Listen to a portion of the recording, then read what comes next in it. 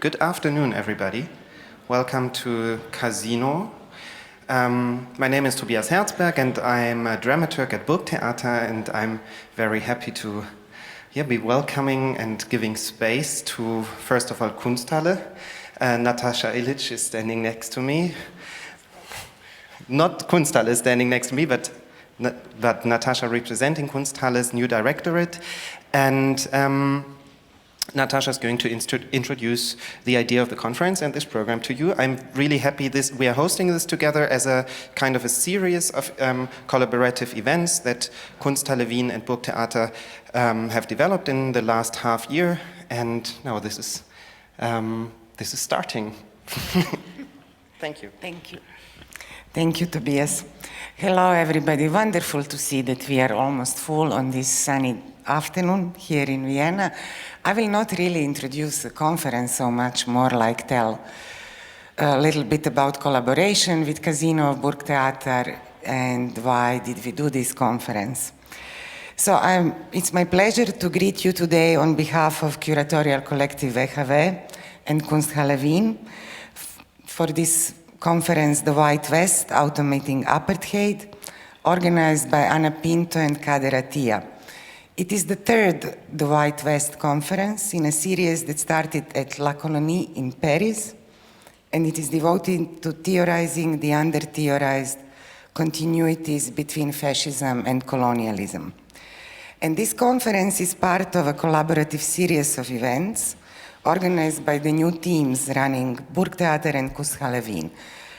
And the collaboration with Casino in Burgtheater had started with the performance of Silvia Palacios-Wittmann already in November, and it was the very first public thing we organized in Vienna since we started the directorship in June last year.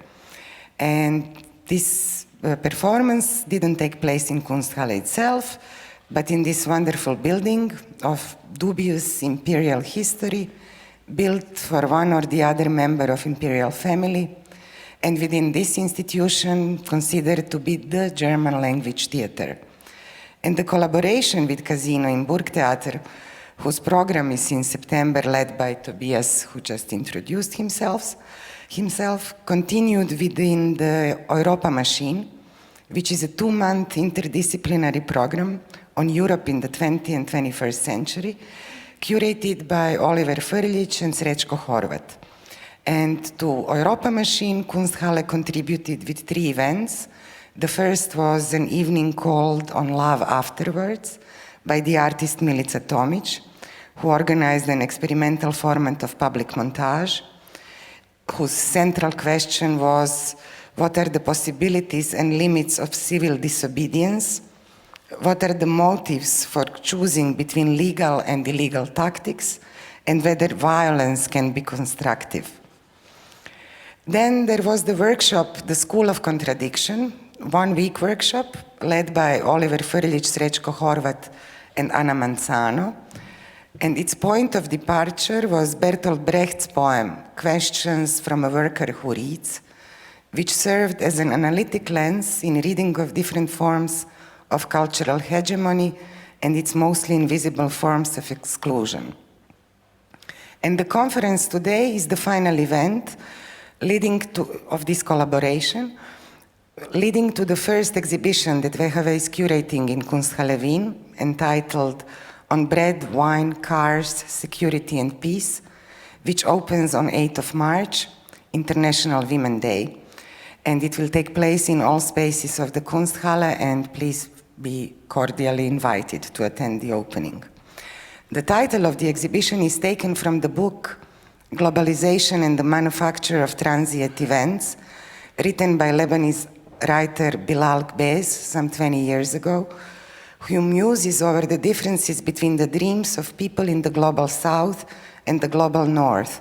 And he concludes that we in the third world are left to dream of bread, wine, cars, security and peace.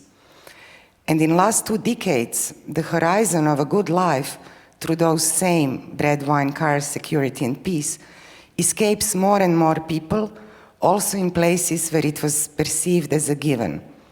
The artists in the exhibition offer a critique of the processes that are undermining emancipatory political values which try to provide a dignified life for the many.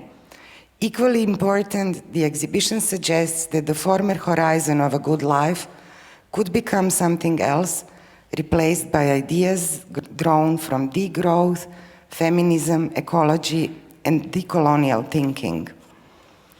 During the exhibition, we will organize a number of discursive programs, like a panel discussion organized by Alice Kreischer and Andreas Zickman in collaboration with Academy of Fine Art, which will take place on March 10th, and focus on lack of typical solidarity reflex with indigenous Bolivians after the November coup, and what are the reasons for the lack of this solidarity impulse.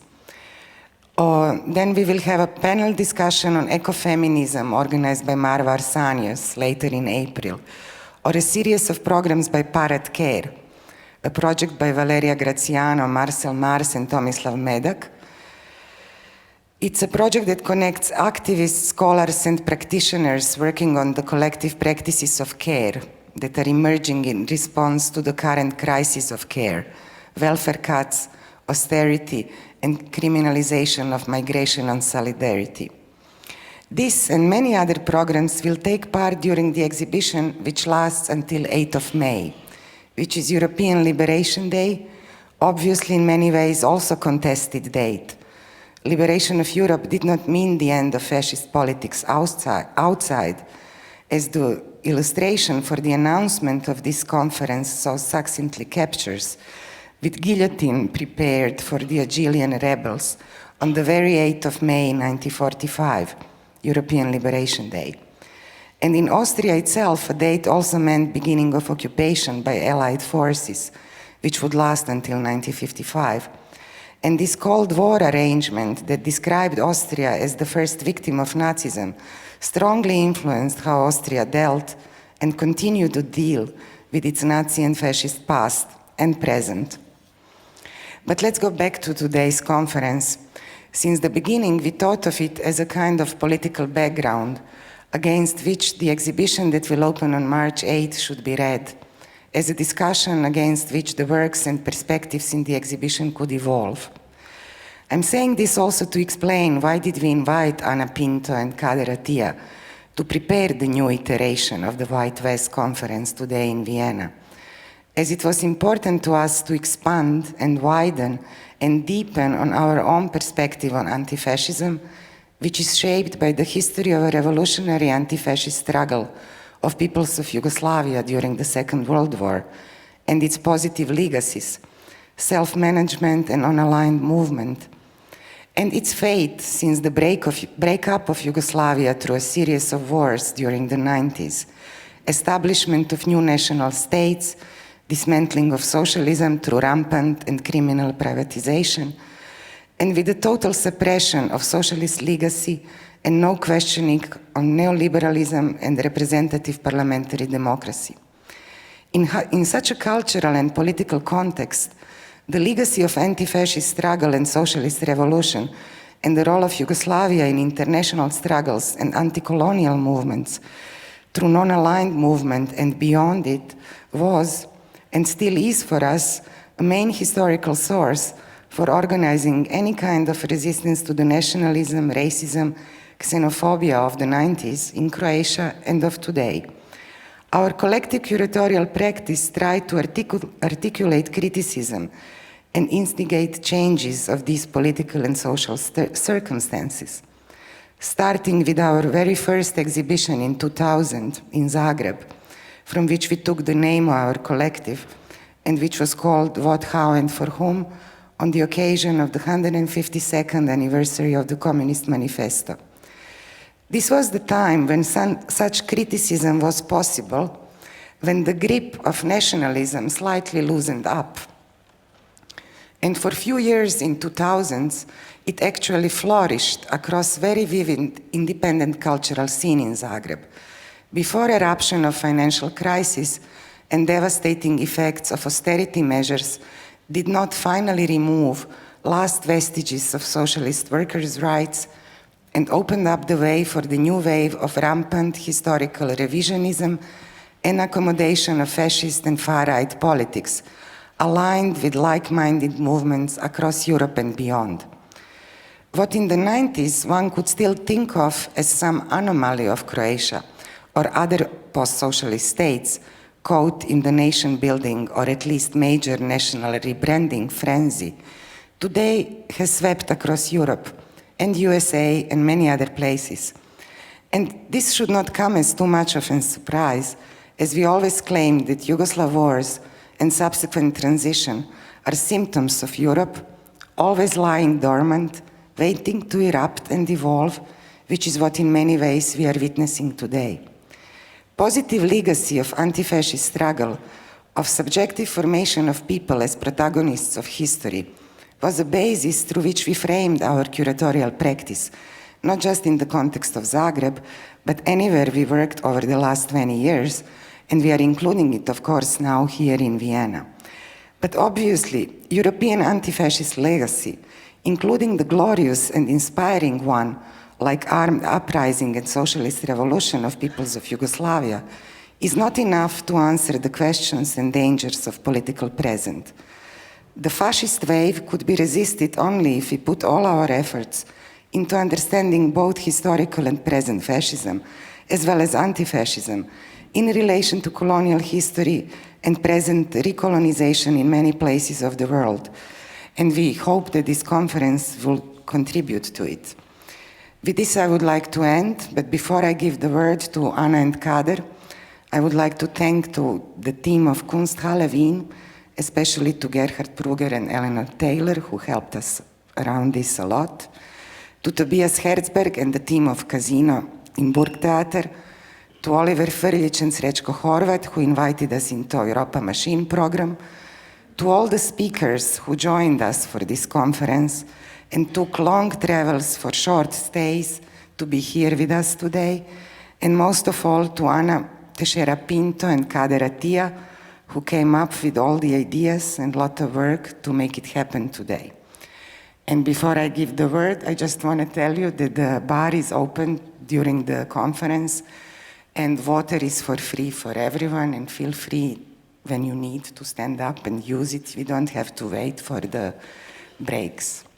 So thank you very much. Anna, Kader, please come.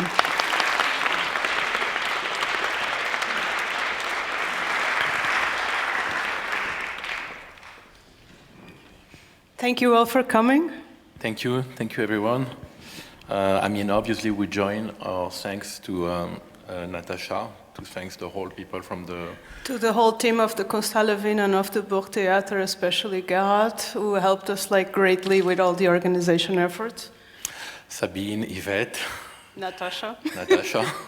And all of our speakers that really flew over the ocean, or most of them did, to be here with us today. Exactly. All the audience too, to come that early. And then we should start. So I'm delighted to welcome you to the third event of the White West series. The first White West conference was held in Paris in May 18 at La Colonie, a space I founded to share ideas and to provide an agora for vivid discussions that extends its praxis from representation to action. Our program focuses on the decolonization of knowledge, attitudes, and practices, and aspires to decompartmentalize difficult world and task, knowledge via a transcultural, transdisciplinary, and transgenerational approach, driven by the urgency of social and cultural reparations. It aims at reuniting which has been shattered or drift apart. We decided to organize this conference at first because we felt alarmed by the creep of fascist idioms and tropes in the art world, which at the time was embracing alt-right jargon and imagery under the guise of what was called ironic nihilism. During that first event, we were repeatedly told that our usage of the term fascism was not accurate, because fascism is capital's response to extreme pressure from organized labor, and said pressure is now wholly absent. Rather than fascist, we were told, the present-day far right is populist or authoritarians, terms that are, in our view, void of political meaning and rather point to a psychological disposition or to a rhetorical style. From this perspective, Trump, Bolsonaro, Corbyn, and Bernie Sanders are all populist, whilst Trump, Putin, and Chavez are all authoritarians.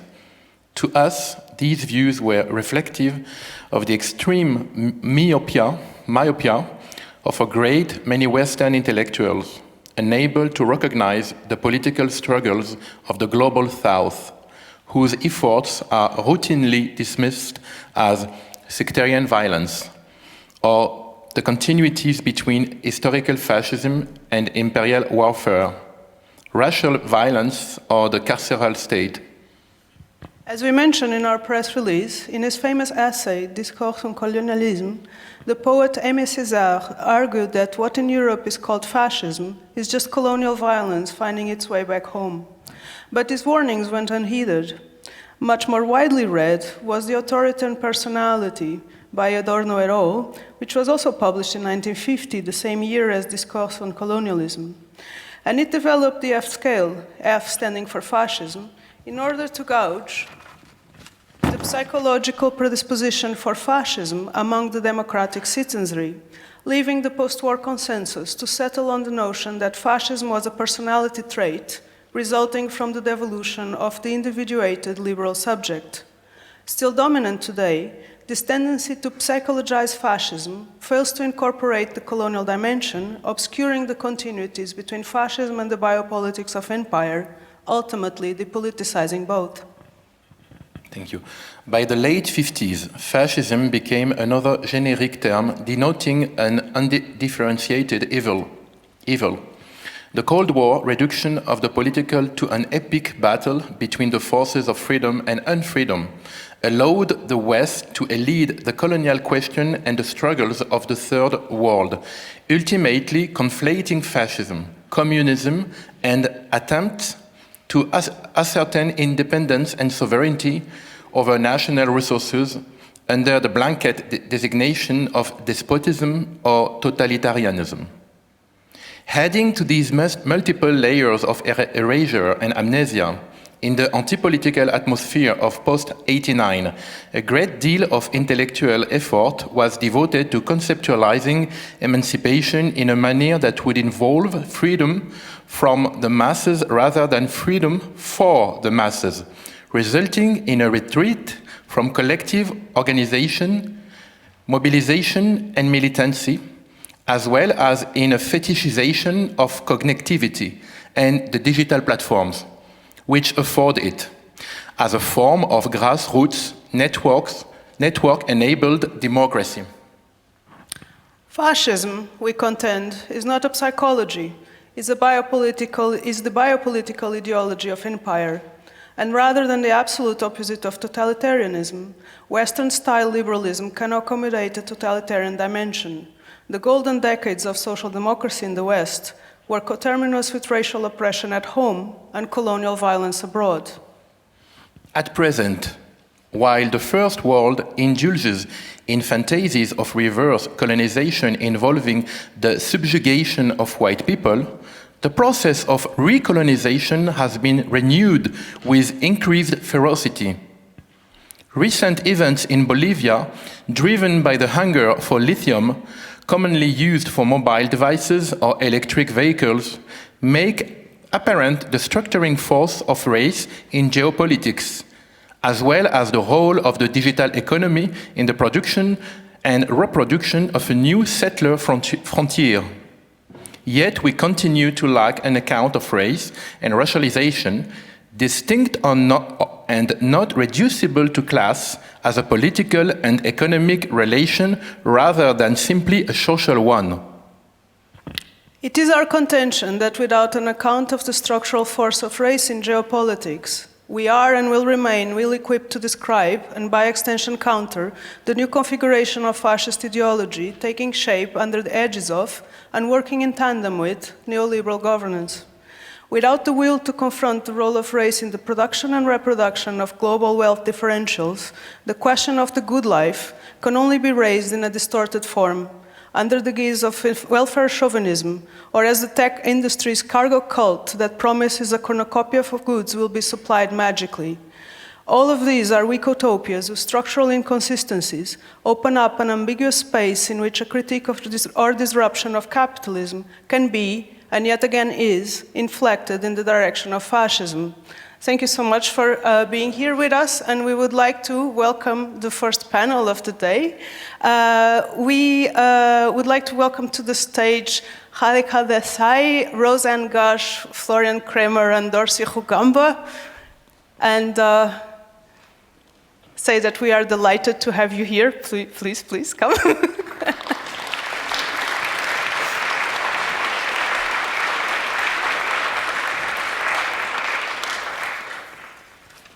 So I will introduce the speakers as they take the stage for their presentations, and I will start with Dr. Radhika Desai, a professor at the Department of Political Studies and director of the Geopolitical Economy Research Group at the University of Manitoba in Winnipeg, Canada.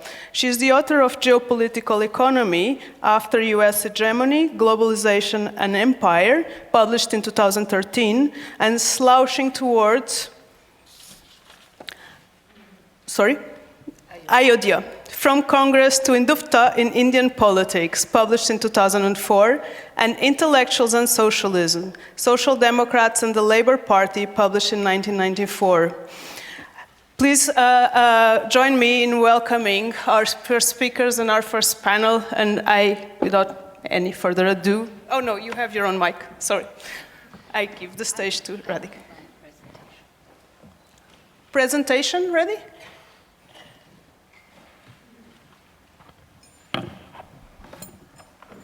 Not that one.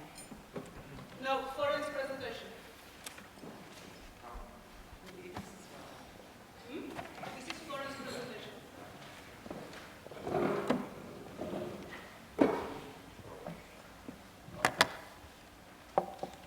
No, that's not it either.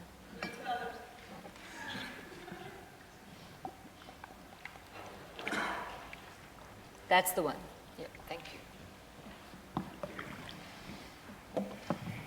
Okay, well, thank you very much, Anna. Thank you, Natasha, for a wonderful presentation as well. Thank you, Kader, for your joint presentation with Anna. I'm really pleased to be here. I know I've been told that I have exactly 30 minutes, so I'm going to try and keep to that so that my co-panelists don't lose any time. And I have put together a bunch of thoughts on the general theme of how I see the connections between imperialism, fascism, and what I call the geopolitical economy of 21st century capitalism. I won't belabor the concept too much. Let me just say that the idea of geopolitical economy, which I first proposed in a book I published in 2013 called Geopolitical Economy After US Hegemony, Globalization and Empire, is a way of trying to understand what's going on in the capitalist world by putting both nation and class in the same frame, not neglecting either. And I hope that its value will become clear to you as I go along. So let me just say that in outline, I'm going to make a few introductory comments. I want to then talk about how capitalism is the soil for both imperialism and fascism. I will briefly then describe how I see imperialism, fascism, and make some parenthetical remarks on race, because I know that our organizers see that as a sort of the thing that unifies the two concepts, imperialism and fascism. And then I will go back to talking about the interaction of imperialism and fascism in theory and history, and then make a few remarks about the 21st century conjuncture, talking about both the form that right-wing politics is taking in our time, which is often called populist, as Natasha, as Anna and Kader noted, and also to talk about the new forms that imperialism is taking today. So, I want to begin by telling you a brief personal anecdote. As you know, in 2014, a new government was elected in India.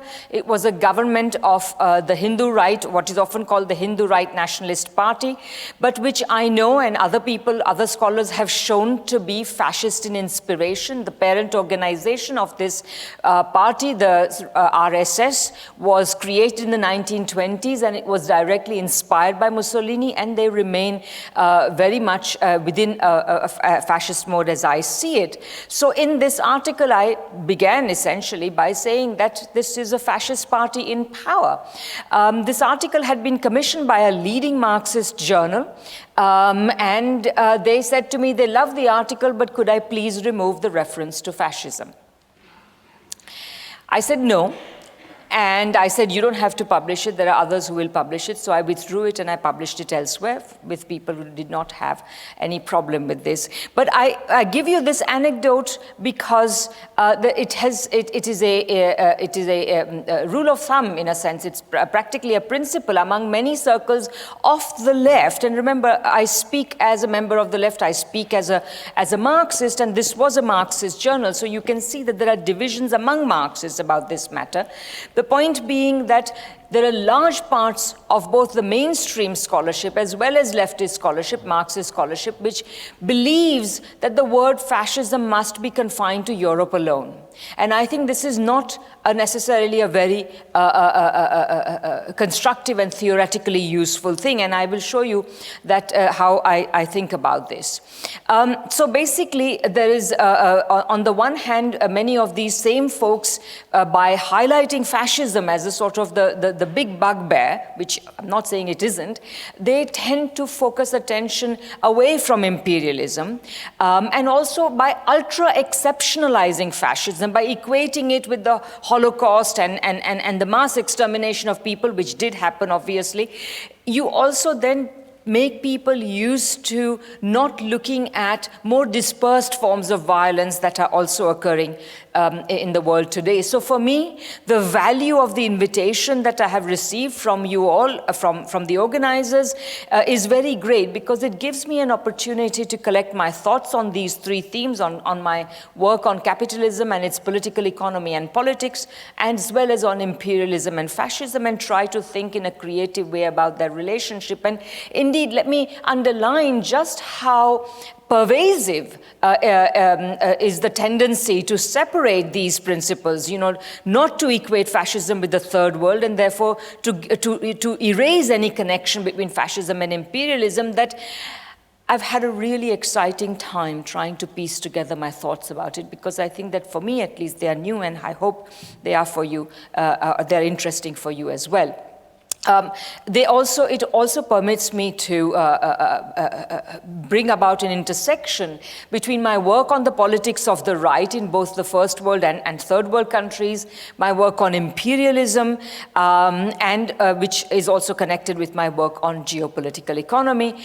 And it also involves, of course, as I think Anna and Kader mean to, it involves a challenge to certain forms of post-colonialist scholarship. And I also feel that it will advance, I hope to advance our understanding of capitalism, its politics and geopolitics, that is to say, its geopolitical economy. So Anna and Kader say that they wish to object to the psychologization of fascism, and I agree with them. And I also agree with them that it needs to be politicized. And that, for me, requires that we put political economy front and center of the picture as well. And while I agree that race does, in a sense, seem to unite imperialism and fascism, both the ideologies of both put racism at the core of themselves, I would also like to emphasize that racism is also central to ordinary forms of class oppression. So essentially, I feel that racism is really a kind of ideological response to an ideological way of serving the need to justify all forms of inequality and subordination, whether it is of a class character or of a national character, and racial, I put it in quotation marks, character. And what I'm about to present to you before you today is a preliminary set of thoughts, which I hope to revise in light of our conversations. And I have to say one other thing, which is that I'm really looking forward to our conversations, because I know that I will be speaking in a sort of more, shall we say, linear register, and I know that many of my co-panelists have very exciting things to say about so many different aspects of what I'm going to talk about that I can't wait to hear them. So, what I want to do now then is to talk about capitalism as the soil for both imperialism and fascism. To me, they are both intimately connected with capitalism and its dynamics. How do I make this work? Okay, oh no.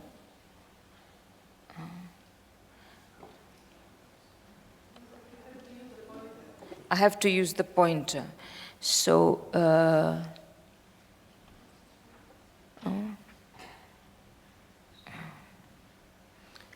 and then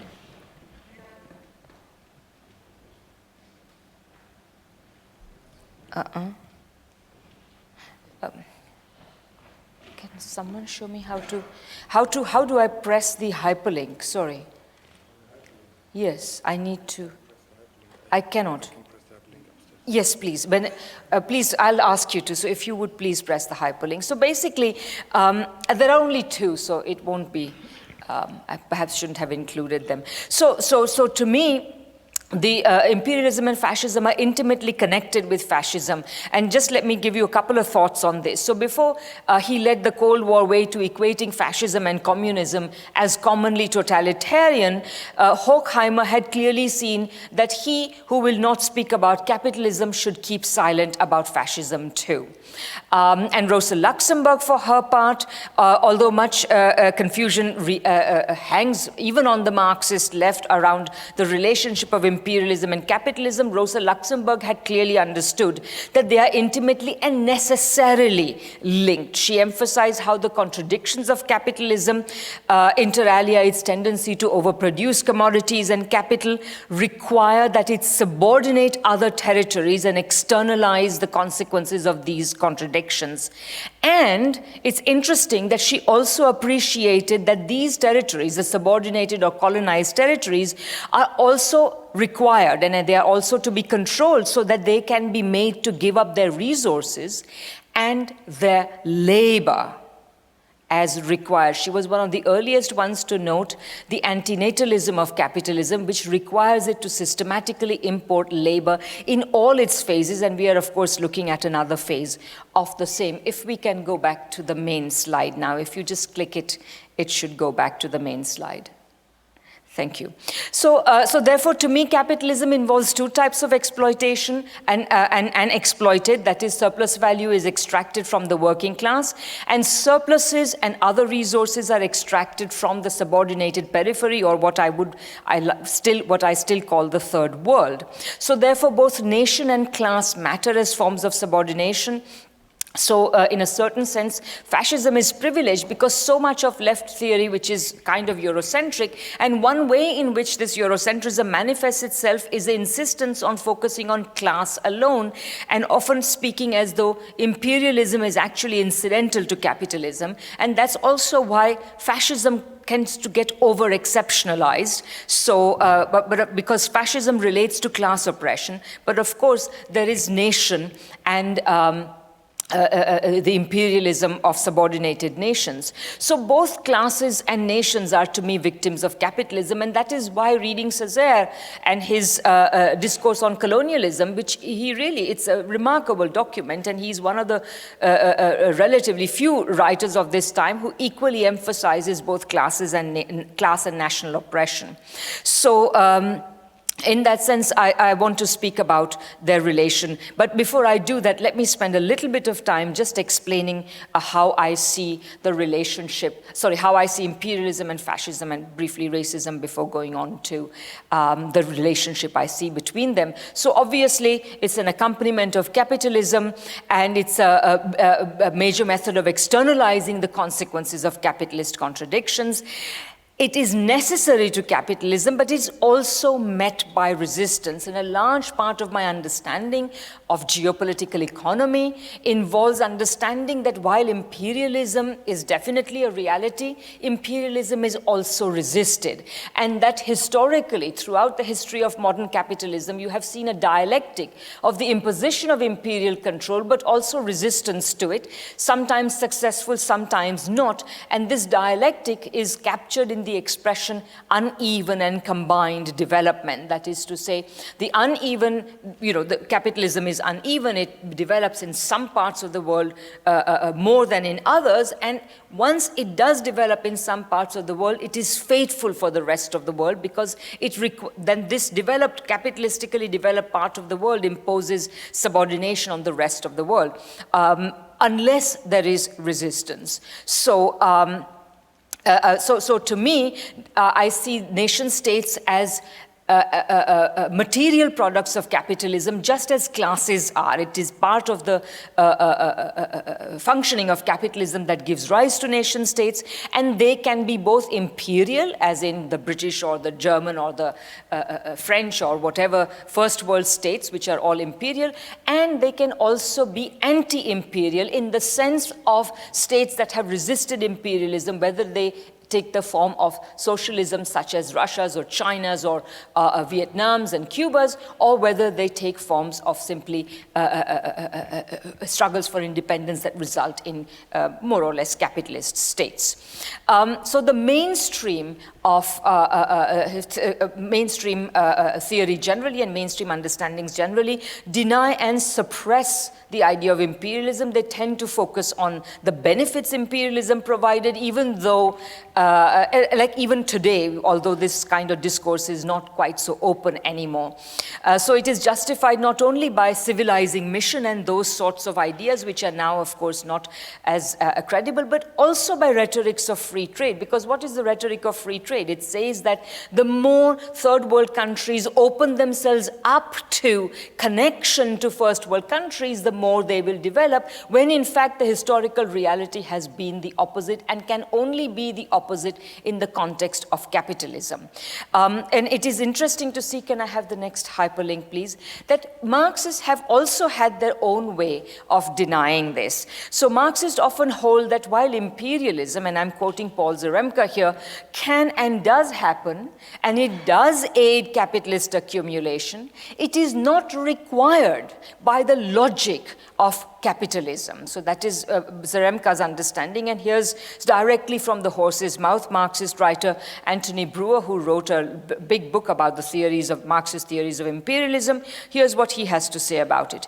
Capitalism does not need a subordinated hinterland or periphery, though it will use and profit from it if it exists. Once industrial capital has taken charge, capitalist conquest could play a progressive though brutal role by initiating capitalist industrialization. So capitalism will actually develop the periphery, even though it may do so in brutal ways. The origins and rapid development of capitalism in Europe and its slow penetration in Asia were the result of differences in the preceding modes of production in these areas. European domination was a consequence, not a cause of the difference. Basically, he's saying that the third world is poor because, well, that social formation made it so. It's original. It's not the fault of imperialism. Back to the main slide, please. Thank you.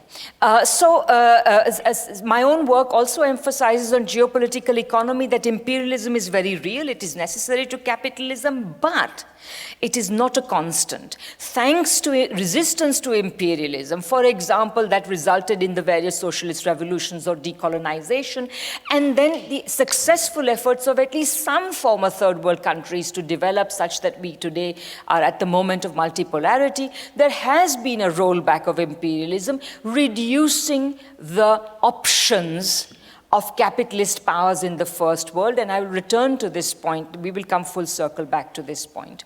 So multipolarity, and therefore we have seen the rise of new capitalisms.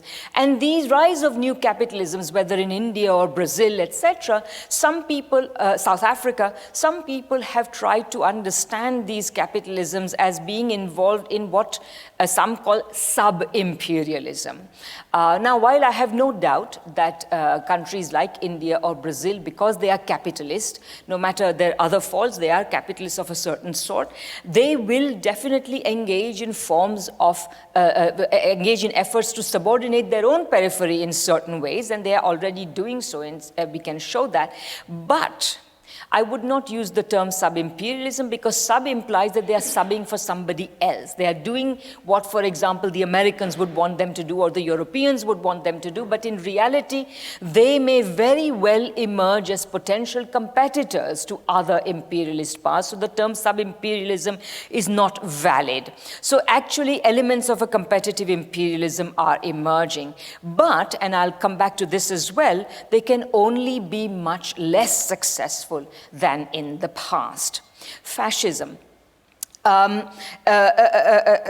Because of the horrors of Nazism, the horrors that Nazism led to, especially through the Holocaust and the murder of many other categories of people, whether they were communists or gays or Roma and others, nevertheless, this horrificness has made it very, has exceptionalized it, and therefore we are supposed to exceptionalize fascism as a whole and not see the dangers of its more everyday garden variety forms. And this is, I find, very problematic.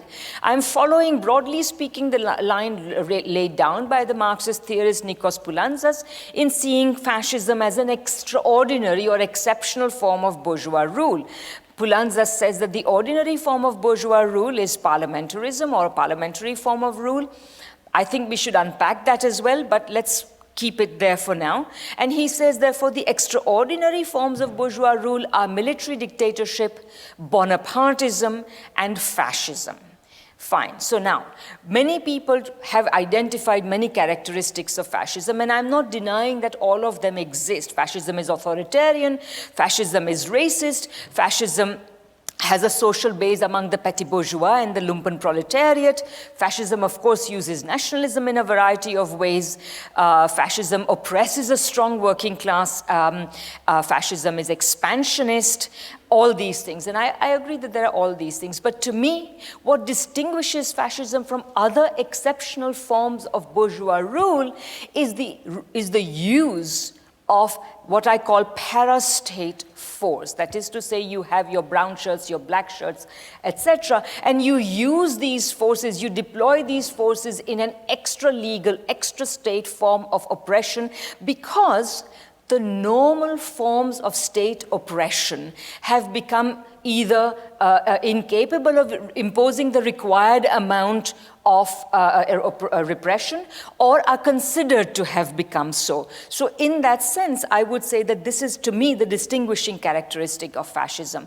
But having said that, I would like to remind us that people like Hobsbawm, again, they are very useful because they help us to de-exceptionalize fascism and Nazism in particular. And because he pointed out in the short 20th century that fascism was really sort of the crest of a large wave of the resurgence of the right in the interwar period.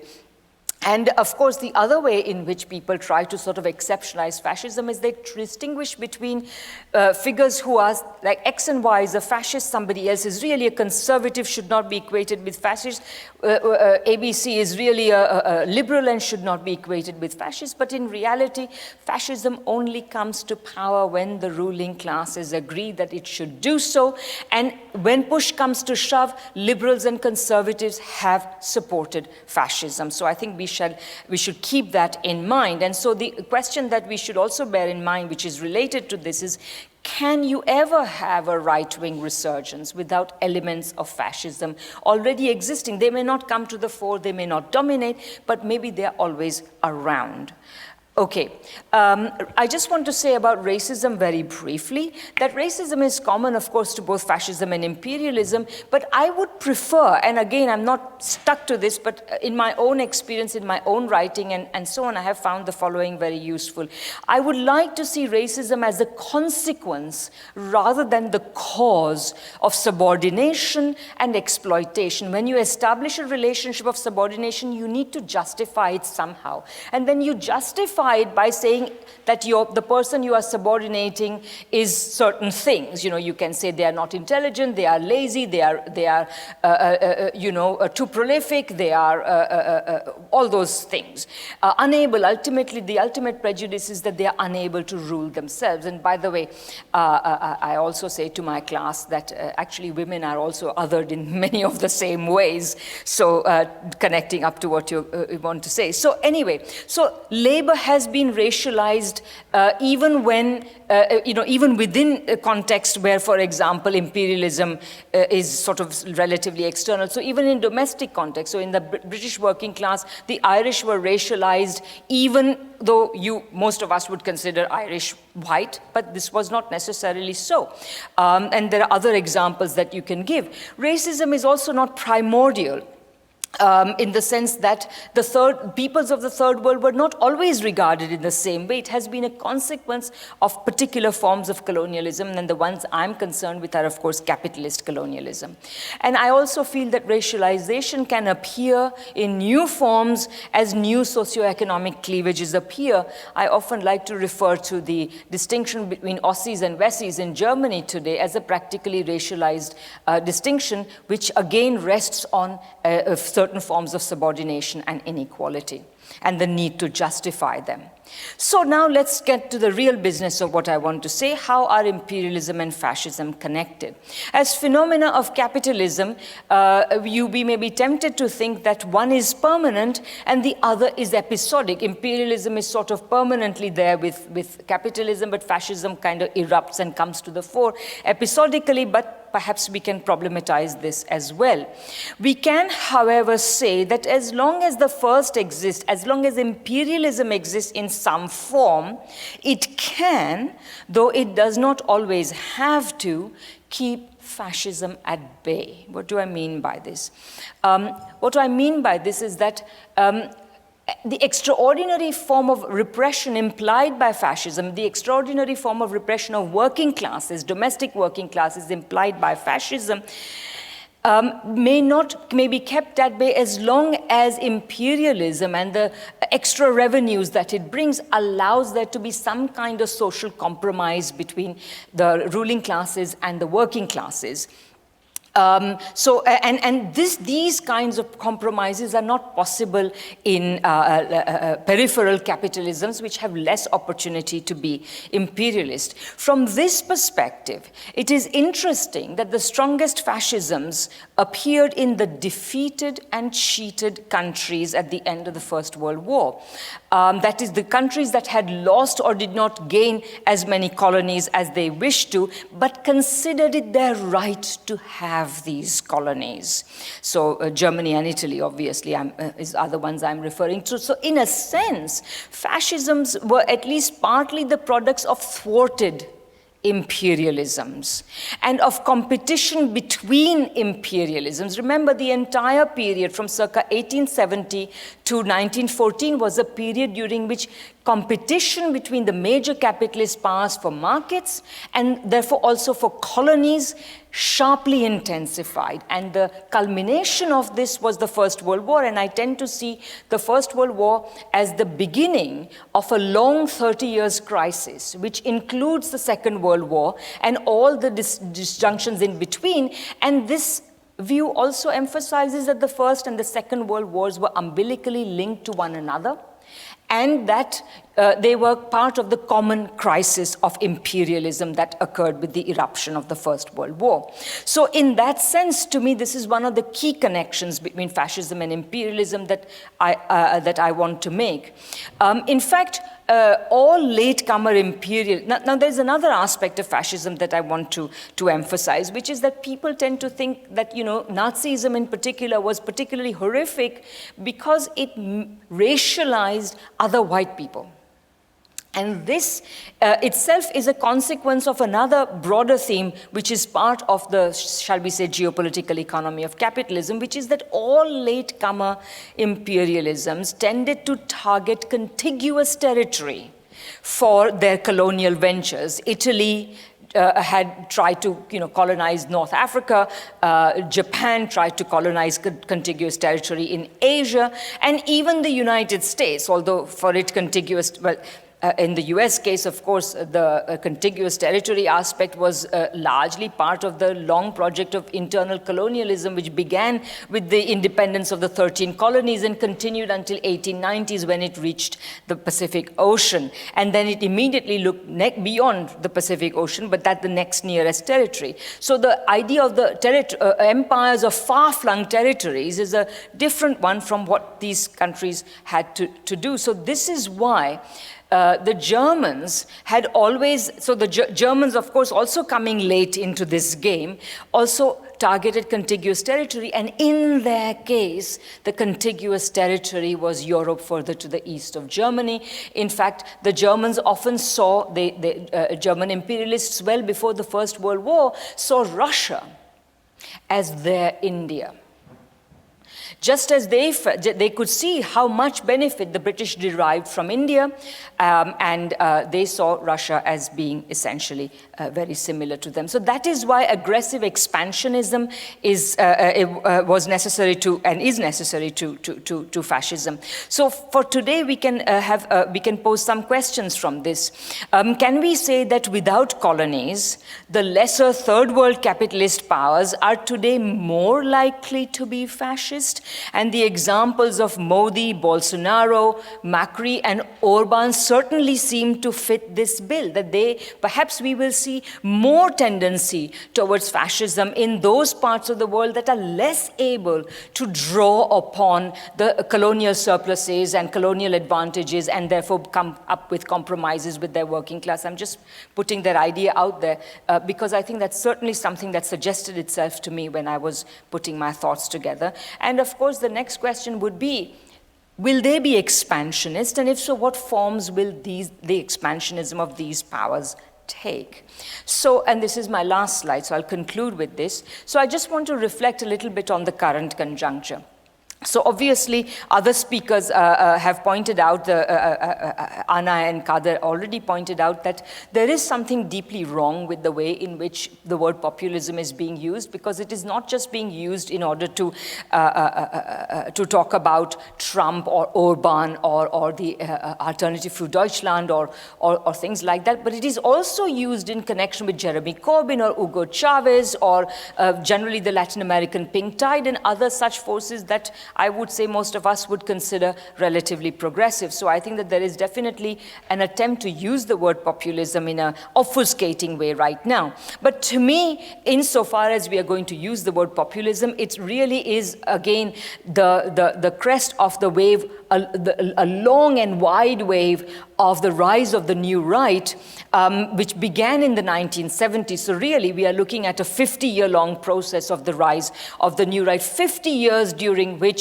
the left has been beaten back, and so on. And so, to me, the reason why you have these, this very large amount of discontent in first world countries with, with the established disposition is that because of the targeting of the left, systematic targeting of the left, discrediting of the left, and also the betrayal of many left forces themselves in the form of Blairism, Schroeder, most countries have their own versions of this. So because of that, what you have found is that neoliberal policies, which are very hard on working people generally, of all sorts and all colors and genders and so on, and the defeat of the left, you put those two together and you get the absurd situation in which the discontents of neoliberalism are more amenable to being organized by right-wing forces than by left-wing forces. And that's mainly what we are looking at. And of course, we can see that once again, the petty bourgeoisie and elements of a kind of lumpen proletariat, which is now fairly extensive because of very high levels of unemployment in most first world countries, they are also once again the basis of, or a substantial part of the basis of this kind of right wing. And increasingly what we've been seeing, particularly in the last decade or so, since 2008, let's say, is the increasing amount of resentment of the petty bourgeoisie, the small capitalists, against big capital. Thank you, I will finish well in that time. Okay, so, and of course, the racism is on the rise and their target is migrants. Now let's take a step back and let's think with Rosa Luxemburg for a minute. Because what are these migrants? These migrants have been made necessary by capitalism. Though, of course, the languages, you know, the languages that we are being kind to these poor refugees and we're taking them in out of the goodness of our heart, but the fact of the matter is that core capitalisms have always required bringing in working people from elsewhere. That's what slavery had been about. In the post-Second World War period, you also saw the people from the Caribbean going to Britain, for example, who are now being deported under the whole Windrush scandal business. So, but the thing is, the point I'm trying to make is that capitalism has always been hungry for labor because capital creates a context in which the having of babies, let's put it that way, it just becomes that much more difficult, that much harder. So even migrants, once they arrive, if they can stay within a generation, their reproductive behavior matches that of the home population. If the home population has 1.2 children, so do the migrants. So that there is a constant need for bringing in more people.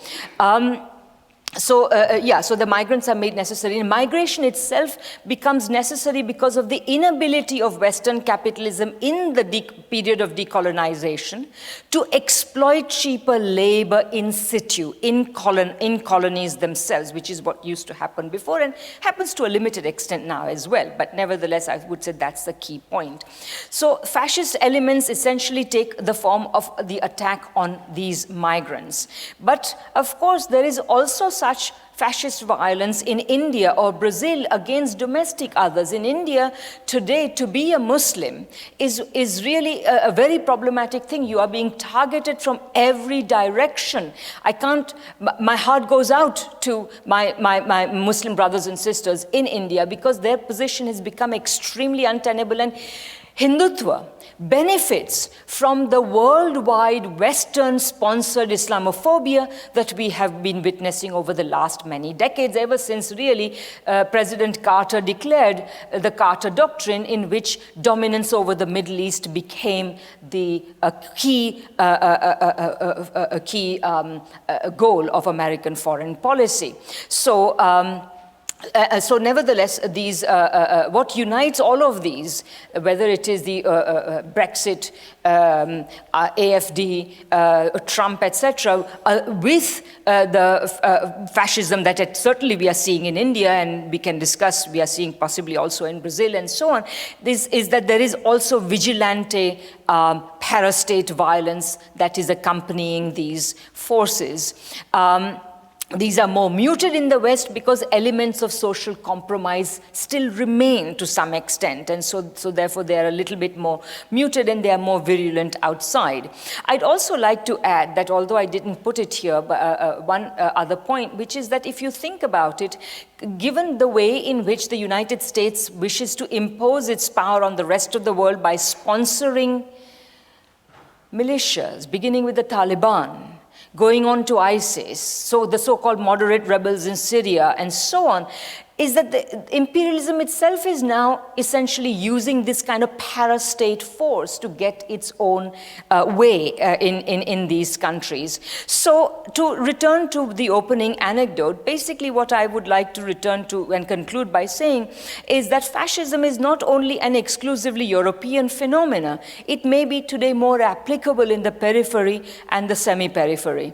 And it is also now appearing in the hitherto liberal West, which was hitherto untainted by fascism in the sense that it happened in the illiberal societies of Germany and Italy, whereas the Anglo-speaking, truly liberal West was so far kept away from it, but now we will see possibly elements of that there as well. So these are just some thoughts. I'm really looking forward to our exchanges over coming today and tomorrow, and thank you very much.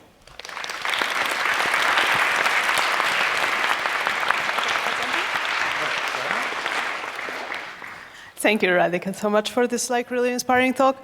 I would like to introduce now the second speaker of the first panel, Dorcy Rugamba, who's an actor, director, and playwright, and the author of many plays, including, please say the name because I'm too shy to say it. Bloody Niggers. Thank you. Marima. Gamblers or Soldiers, Hungary's Last War, Marketplace, and the co-author of Rwanda 94, a well-known piece that has toured around the world. As an actor, he has worked with various stage directors and choreographers, including his father, Cyprien Rugamba, Jacques Delcouvellerie, Peter Brook, and Milo Rao. Thank you, Dorcy. Very nice to have you with us. Thank you.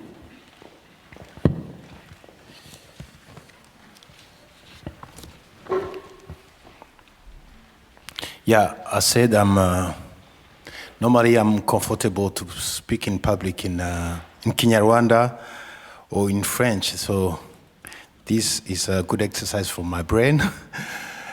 I'm an artist. I started to stage plays when I was a young student in Rwanda in early 90s. And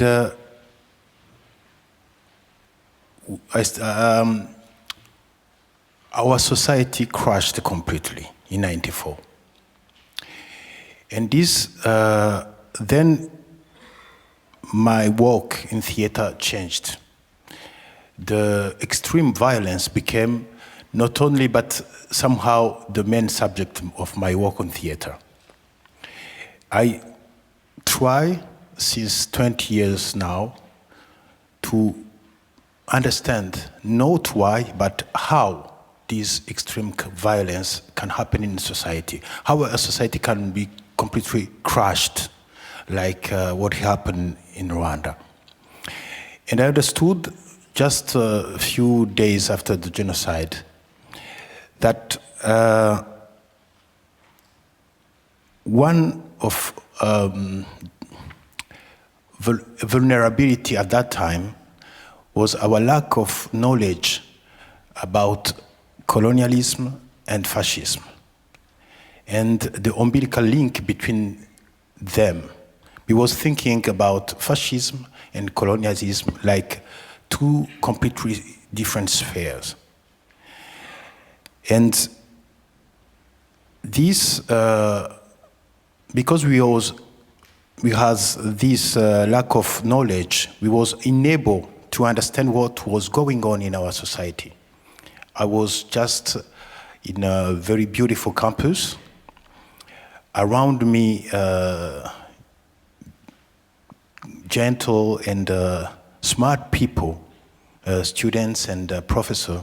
And I was thinking, I'm not in danger, because for me it was unimaginable to see them becoming killers. But I saw that, I witnessed that. And now all my work in theater is just to understand how this can really happen in a society, even for clever people, to become killers. But this is a kind of special killer of ideological crime.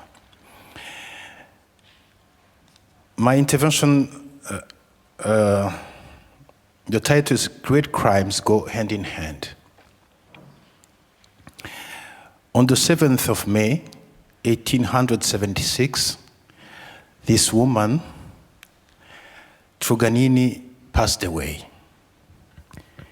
She was a 73-year-old woman whose mother had been stabbed, whose sister had been kidnapped, whose husband had been drowned in front of her while she was raped. "Do not let them cut my remains into pieces," she implored in agony. After her funeral, her body was taken and exposed standing in the Museum of Tasmania until 1947. In 1976, a century after her death, Truganini's wish was somehow fulfilled. She was cremated, her ashes were scattered into the sea. Truganini was the last Aboriginal of Tasmania. Her death marked the end of her people, totally exterminated during the 19th century. The methods used for the elimination of Tasmanian people include shooting, skull-cracking, alive burning, and slaughter for dogs' feet. The British colonizers used to cut the penis and testicle of the Aboriginal men to watch them run a few meters before they died.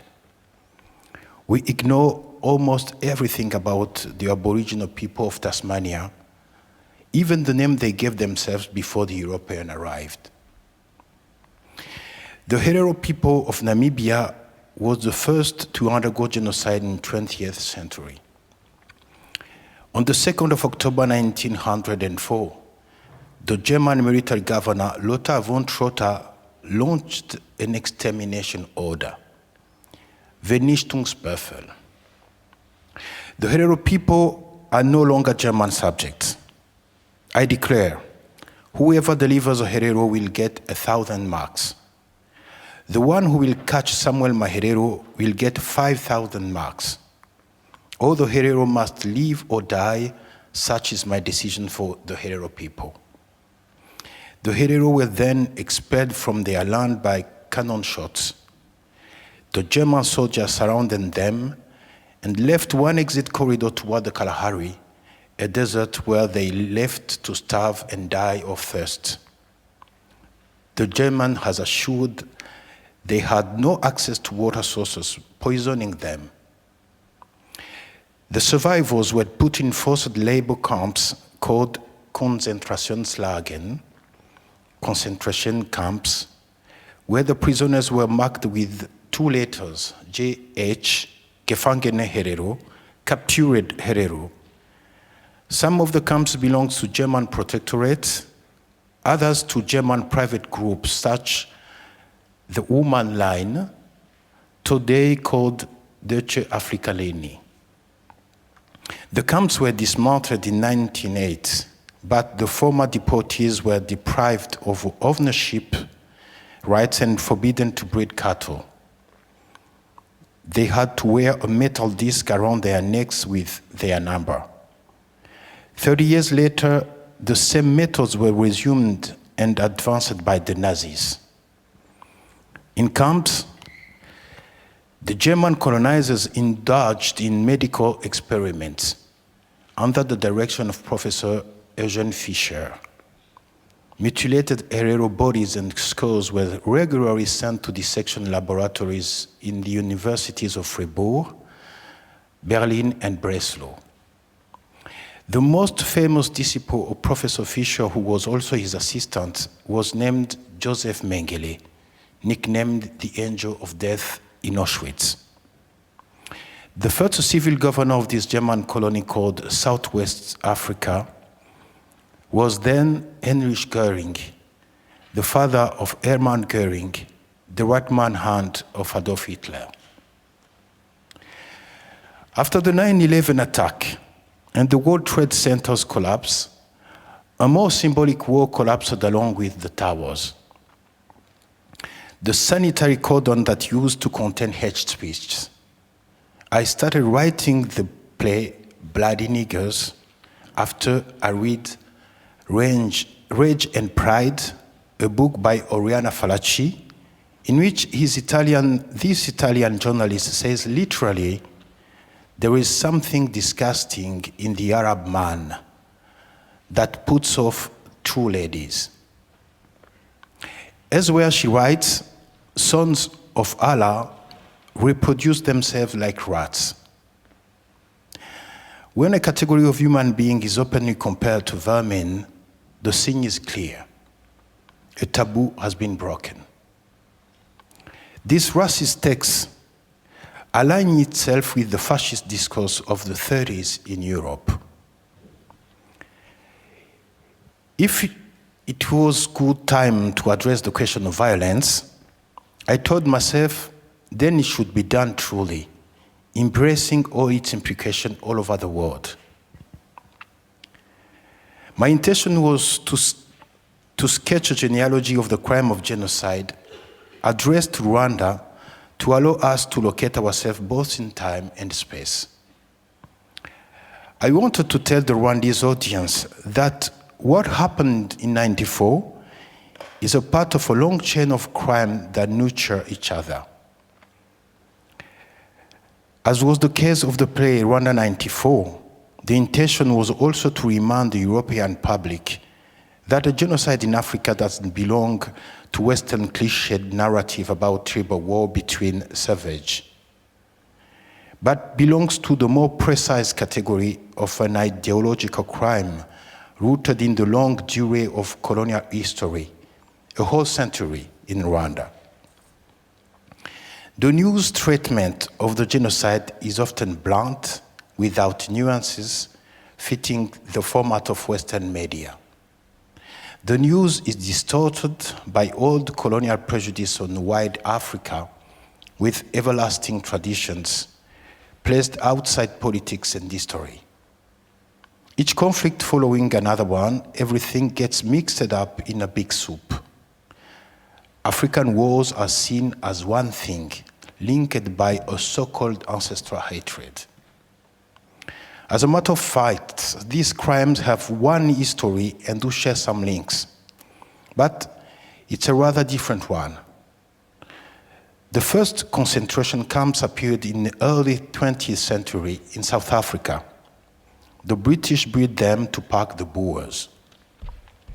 They later reappeared in African soil at German hands to jail the Herero and Nama people.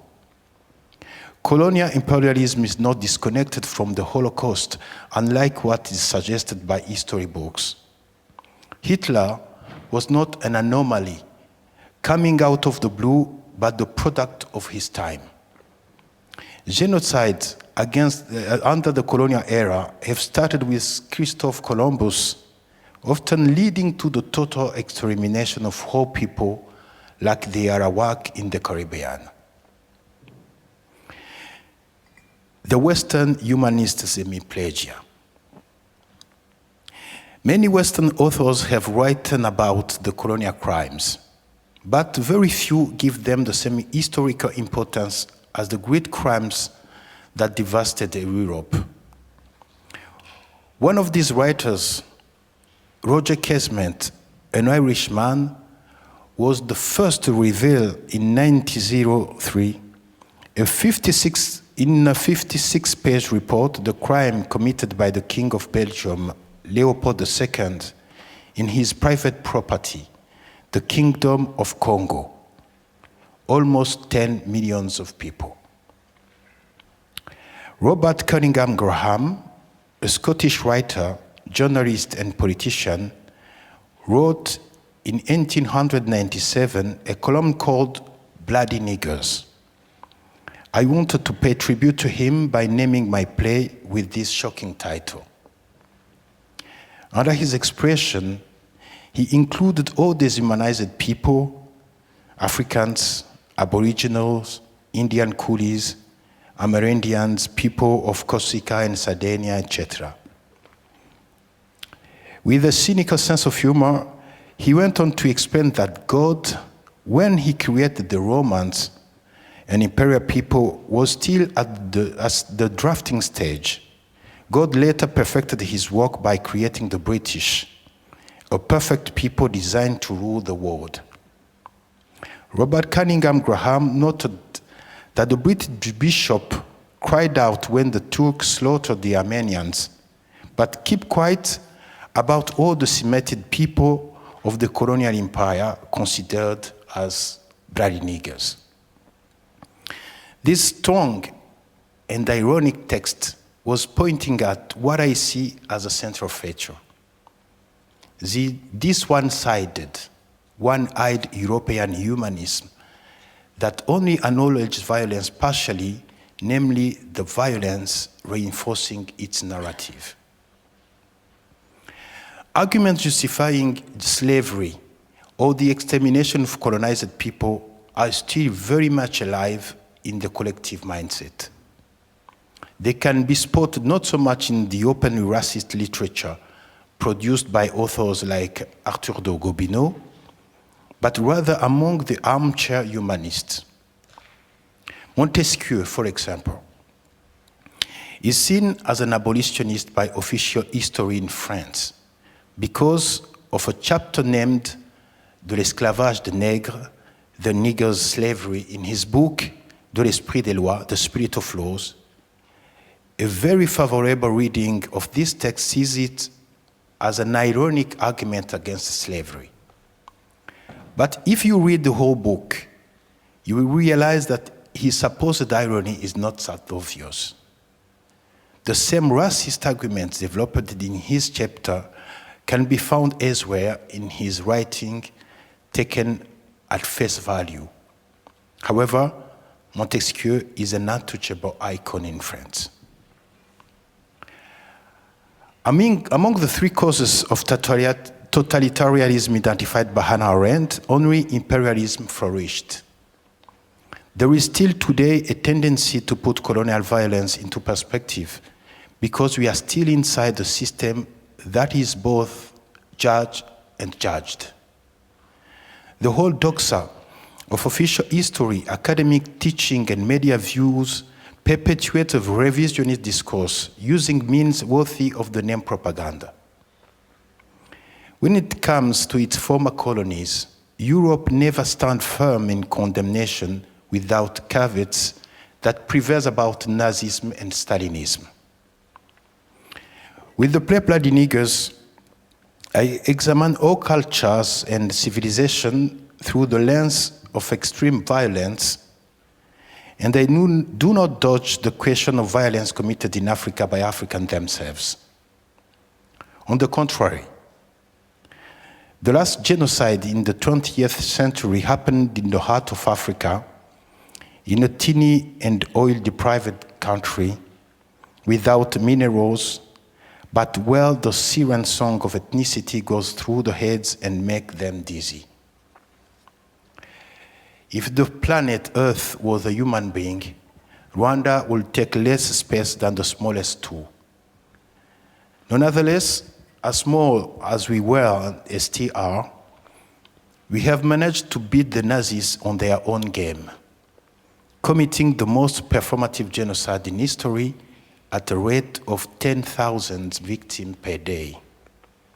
By the spear, the machete, with here and there a few grenades and other tricks for modest consumers. But whatever, the heart was there, a heart big like this, full of venom. The self-examination that we Africans need to engage into today is not the same as the one that has already been done in the 60s. I belong to a generation that didn't face the colonial powers. Inevitably, I wonder what is our responsibility in the violence across the continent.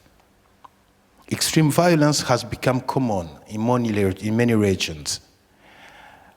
As long as we won't demystify and overcome the deadly identities that were forged by the colonization process, no progress will be achieved. We can indeed destroy in 3 days what took us 30 years to build. We need to look forward and get rid of the colonial society, once for all. Still, we have to really study this society. Look at it with a scalpel, as Aimé Césaire did in his book, Discours sur le colonialisme, to make sure we don't reproduce it.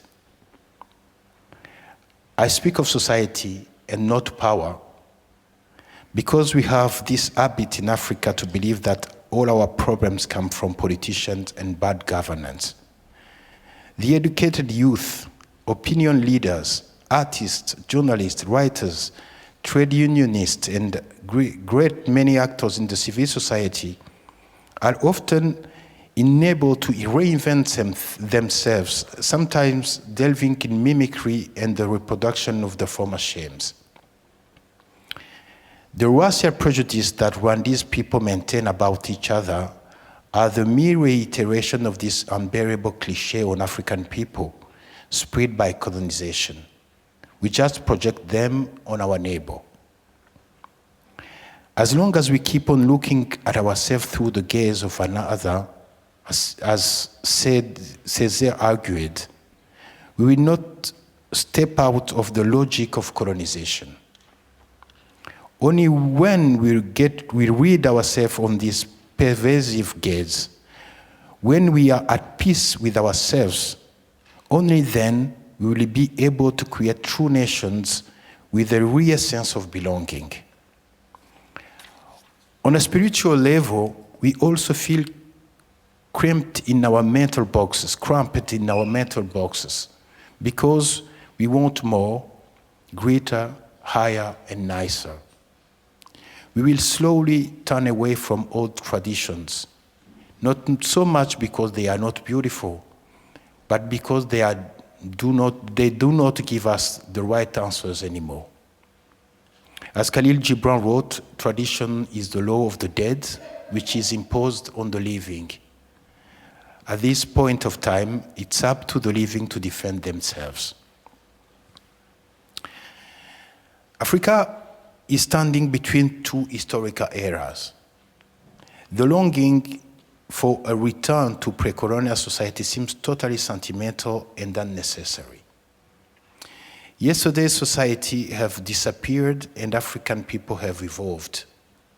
They live in towns, speak many languages, and listen to foreign music. This in-between needs to stop so that a new cycle can happen. Rwandese people have undertaken a trajectory marked by a fury of violence leading to the end of all illusions.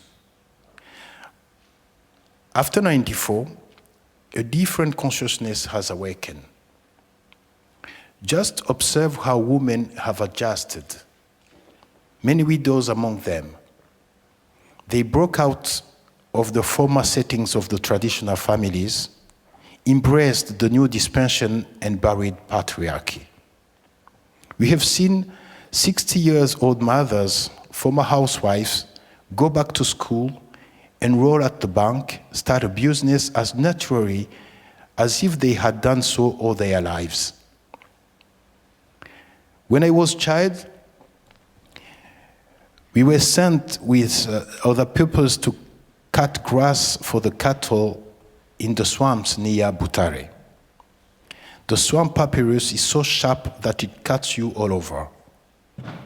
You need to wade through the mud up to your knee, sometimes getting bitten by leeches. To spend more than 1 hour in the swamps was for us the limit of the bearable. Today, when I go to Nyamata, where my grandparents lived, I pass the swamps where many survivors found refuge. To think that in 1994, people stayed there for 3 months, trying to hide from the killers in a daily struggle to survive, is a way above my understanding. The one who makes out of the mud and away from such experience cannot be told any tale anymore. People nowadays look after their own interest. They calculate what they can get out of peace. We know that ethnic differences are overrated. The Maasai in the red fabric in the bush is just cinema for tourists. The novelty is that this cinema now bores us to death. There was certainly a time when saying black is beautiful was helpful. However, the restoration work of our image is over. This much we achieved. Wilfried Sonde, a Congolese writer from Brazza, has said a few words I noted during a writers' meeting in Geneva. He sounded new and refreshing. I'm always told about my roots, he said, but I'm not a tree. I do have feet and I walk. I build myself walking. And I say to those who think about double culture that I have one culture, mine, contemporary. I do not have a double culture. I'm not a zebra. Thank you.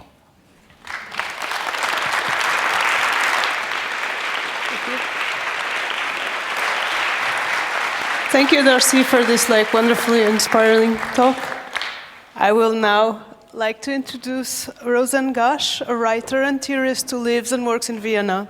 Her research explores art history and theory, questions of race and gender, critical theory, and cultural history. She's currently writing her first book, Artistic Labor of the Body, which theorizes the place of the body in post-war art and literature in the Austrian context. Thank you. Without further ado. Thank you. Oh, sorry.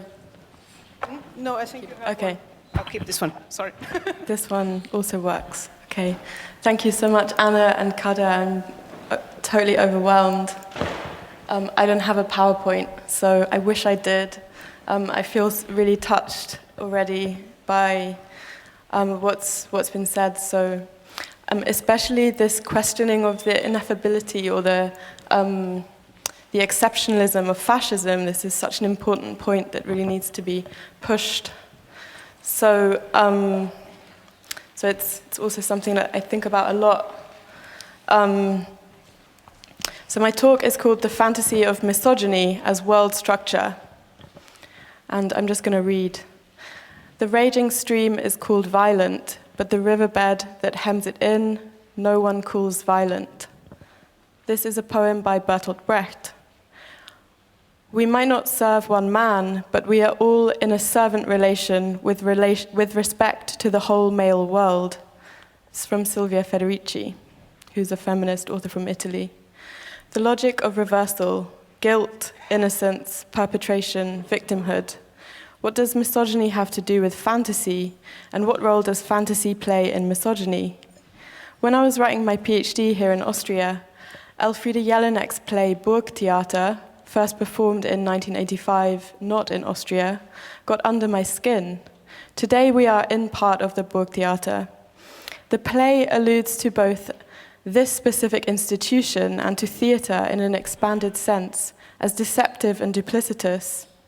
It has been argued that Burgtheater interrogates a kind of opportunism and susceptibility of artists to end up working in the interests of the state and capital in general. In the context of Austria, in the period that Jelinek is looking at in relation to this play, this meant serving in the interest of the Third Reich and acting as apologists for everything that happened under it. Burgtheater is, in one sense, about elaborate functionaries and about specific individuals. It mocks and satirizes by association the famous Viennese actor family, Paolo Vesely and the Hurbiger brothers, using other names. Jelinek researched materials collected in the Austrian Film Museum. In so doing, she disclosed a continuity between Nazi propaganda and post-war Heimat films characterized as commodity culture, wrapped around existing ideologies of old capital, family, church, state, homeland, and mobilized by the fear of strangers. Put that in quotes.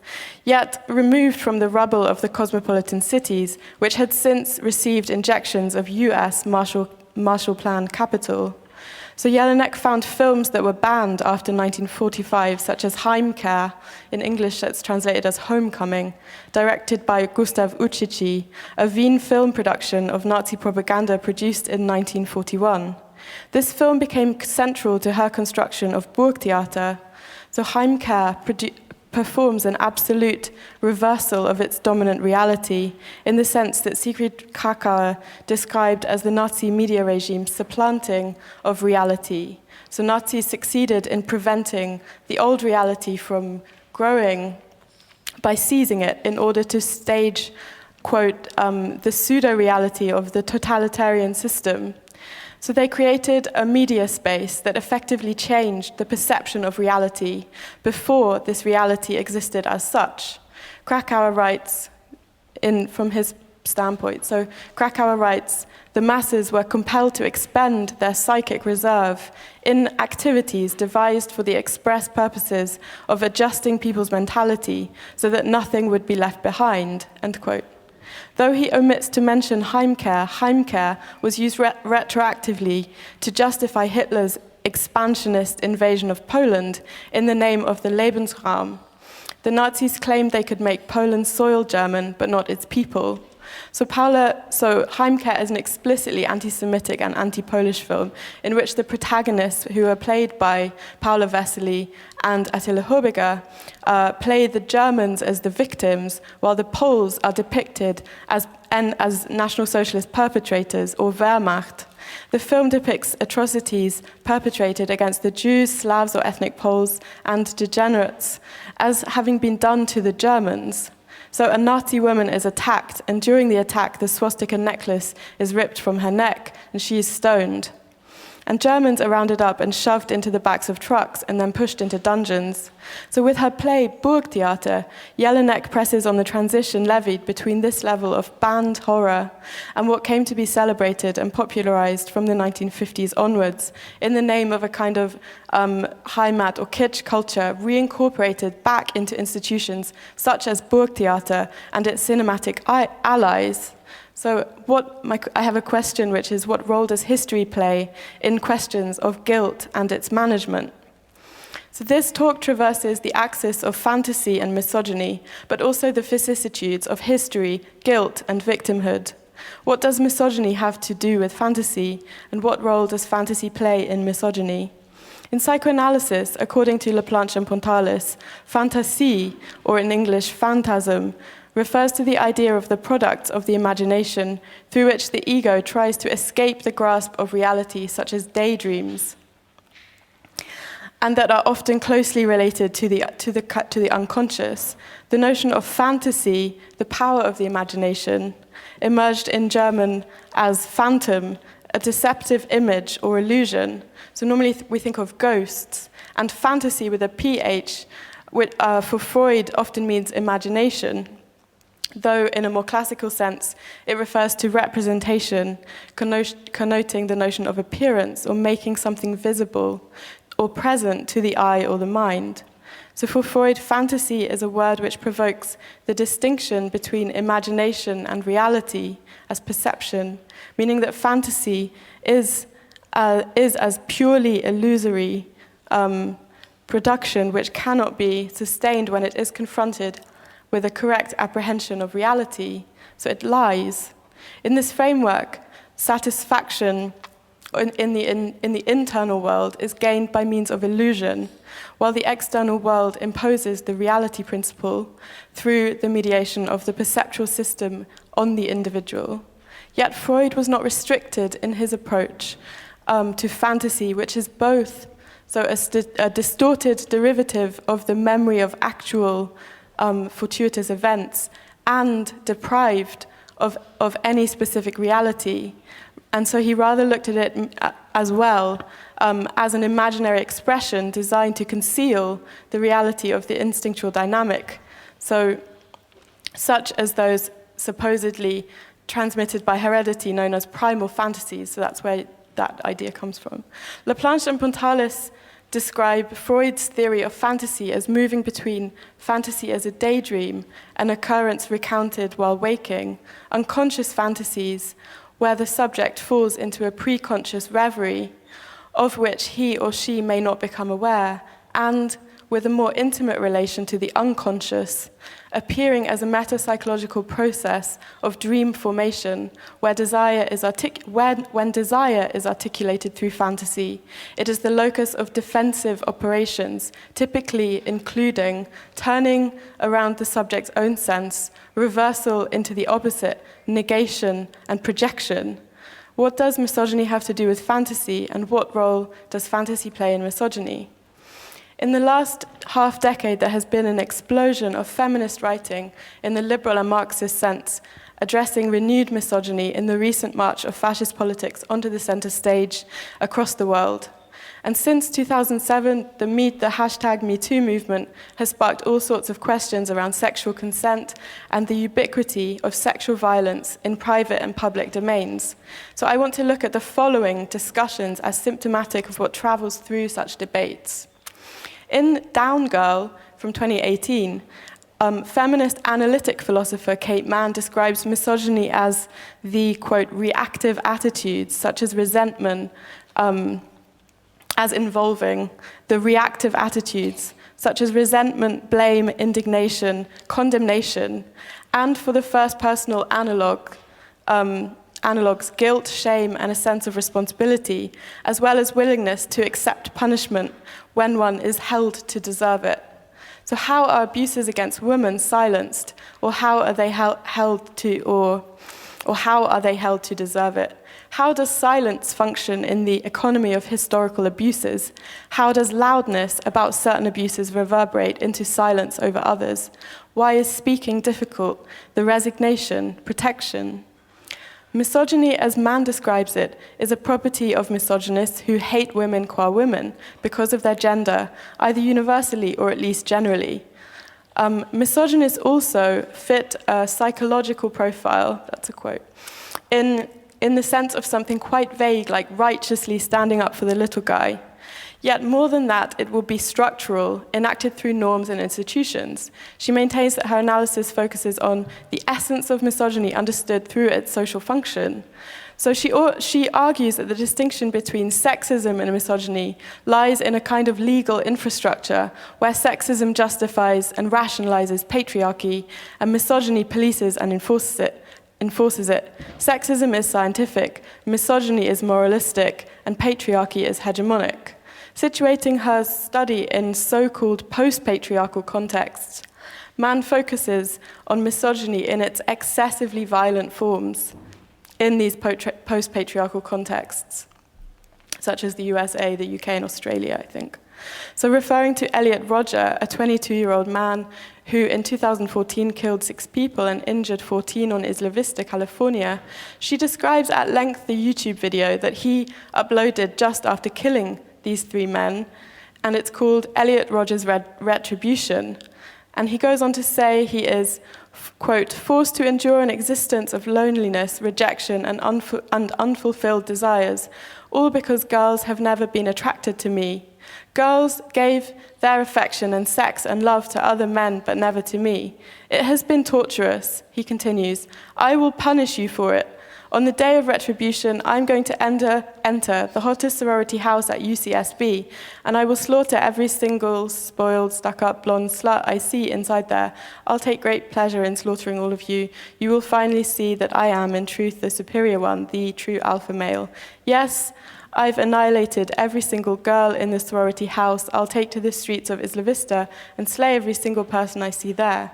So Rodger went on to terrorize and kill 6 people before eventually killing himself in his car. The reaction to these events was highly mixed, and many reporters refused to consider misogyny as a realistic reason for his actions. And this is for a large part what Mann is interested in focusing on. Why is misogyny such a blind spot? And more recently, and I think this is in the context of this recent rise in what we want to call fascism. So more recently, misogynist ideologues Scott Paul Baele and Alec Minassian both mentioned Rodger in their statements related to their killing attacks, and were also connected to online forums for involuntary celibates or incels. And Brenton Tarrant, the far-right extremist known in Austria for having donated money to the far-right identitarian movement via Martin Sellner, fatally shot 51 people in 2 mosques in Christchurch in 2019. And he was similarly invested in fantasies such as this conspiracy of the Great Replacement, the idea of a actual Muslim invasion and white genocide that populates conservative and far-right fora. So, like any group, incels cannot be reduced to Elliot Rodger et al., but as has been reported, online incel communities stoke hatred against women and feed violent fantasies, which are often, in the case of Rodger, also inflected with race hate. The trial of weeping, hysterical Brett Kavanaugh, accused by Dr. Christine Blasey Ford of sexual assault, revealed the degree to which this judge was institutionally protected, not least by Donald Trump, and incited questions around misogyny of a different order, one that was more focused on historical institutional protections given by the cloak of men's clubs more than violent retribution aimed at women. Yet Kavanaugh also held misogyny as a blanketed property. So if we look from this context to Austria, we find a longer history of such clubs, men's clubs. Some Burschenschaften or Akademiker Burschenschaften, which comprised to a large part the recent far-right government in Austria, were formed in the wake of the 1813 War of Liberation fought by the Prussians. Then what we now understand to be Germany consisted of a series of states connected together in a confederation, supported by the Holy Alliance of Prussia, Austria, and Russia. So the War of Liberation gave rise to a more general desire for unification, and this in turn joined with a democratic current spawning these secret societies. These Burschenschaften were and still are confined to universities. Their first demonstrations, as noted in the introduction to the collection by Karl Marx, The Revolutions of 1848, acted as a template for the movement for national democracies against the old monarchs. But national is key here, because in the late 19th century, Burschenschaften also advocated racial ethnography. The fraternities passed an anti-Semitic resolution and joined the Pan-German League, and in the 1920s they added an Aryan clause to their statutes. And from there on, they supported the National Socialists. So Burschenschaften men drink together in uniforms, practice chauvinism, racism, and the archaic sport of the duel, or modern-day fencing. And in 1935, they dissolved themselves into the SS. After the Second World War, as willing victims, they framed their dissolution as self-oppression and were permitted to re-establish themselves. Then they were filled with Nazi criminals, and that Burschenschaften incite the notion of fraternal relations is not accidental. It implies brotherhood, blood ties, and the exclusion of women. Theirs is a world built around masculine power where women and ethnic sexual minorities are judged inferior. So in Austria, there are a total of 34,000 members of Burschenschaften. Of these, 4,000 belong to around 20 German nationalist groups, which seemingly yearned for a pan-German nation and a white West. So in an article called Moving Beyond Misogyny, published in 2019, Liza Featherstone brings together the victimhood felt by Americans after the attacks on the World Trade Center and the burgeoning victimhood felt by women in the Trump era since 2016. Likewise, rotating around a question asked by feminists that she frames as, "Why do they hate us?" She refers to men. For Featherstone, man epitomizes liberal misogyny discourse by giving extensive space to Elliot Rodger and pairing this with Hillary Clinton's defeat, also understood as a result of hatred directed towards women, which has suffused liberal feminist mainstream. At the heart of these concerns lies a question which Featherstone, quoting Amanda Marcotte, describes as white men consumed with resentment at being expected to treat women and racial minorities as equals. Featherstone describes this problem as an essential misreading which sees women hating instead of structural economic problems.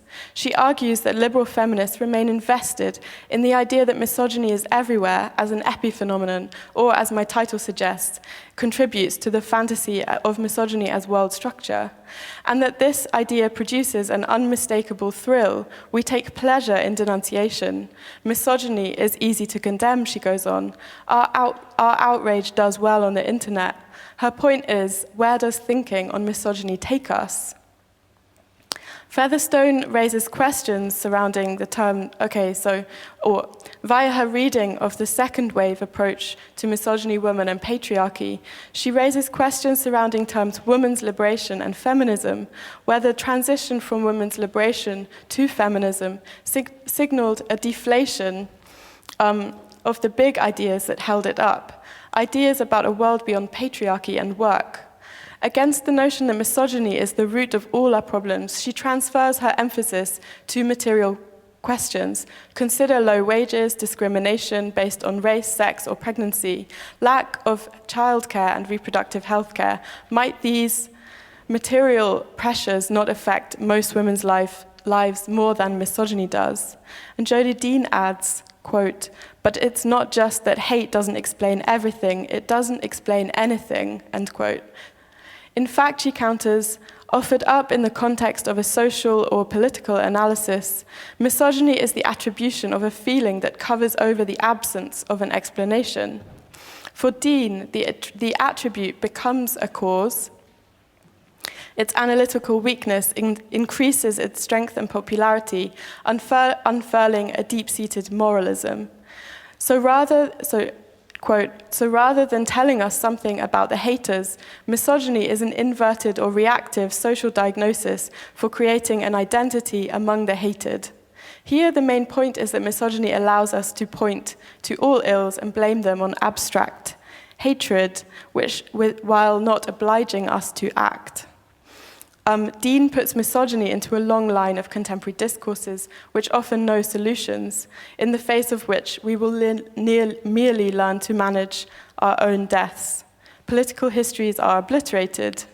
So here the question lands on action, and while I'm convinced partially I don't think it goes far enough, both positions end up fetishizing action at the expense of thinking. So the question, what does misogyny have to do with fantasy, and what role does fantasy play in misogyny, remains unanswered. A materialist analysis of institutionalized misogyny would need to look at least partially towards the family, with the post-war erosion of the Fordist family wage, cohabitation and no-fault divorce laws in the West. Its transformation was part of the recomposition of class, and one that was already striated along lines of gender, race, and class. So in the context, again, of the USA, Melinda Cooper argues that while it lasted, the Fordist family wage not only functioned as a mechanism for the normalization of gender and sexual relationships, but it also stood at the heart of the mid-century organization of labor, gender, and race, defining African American men by their exclusion from the male breadwinner wage, and African American women by their relegation to agricultural and domestic labor in the service of white households.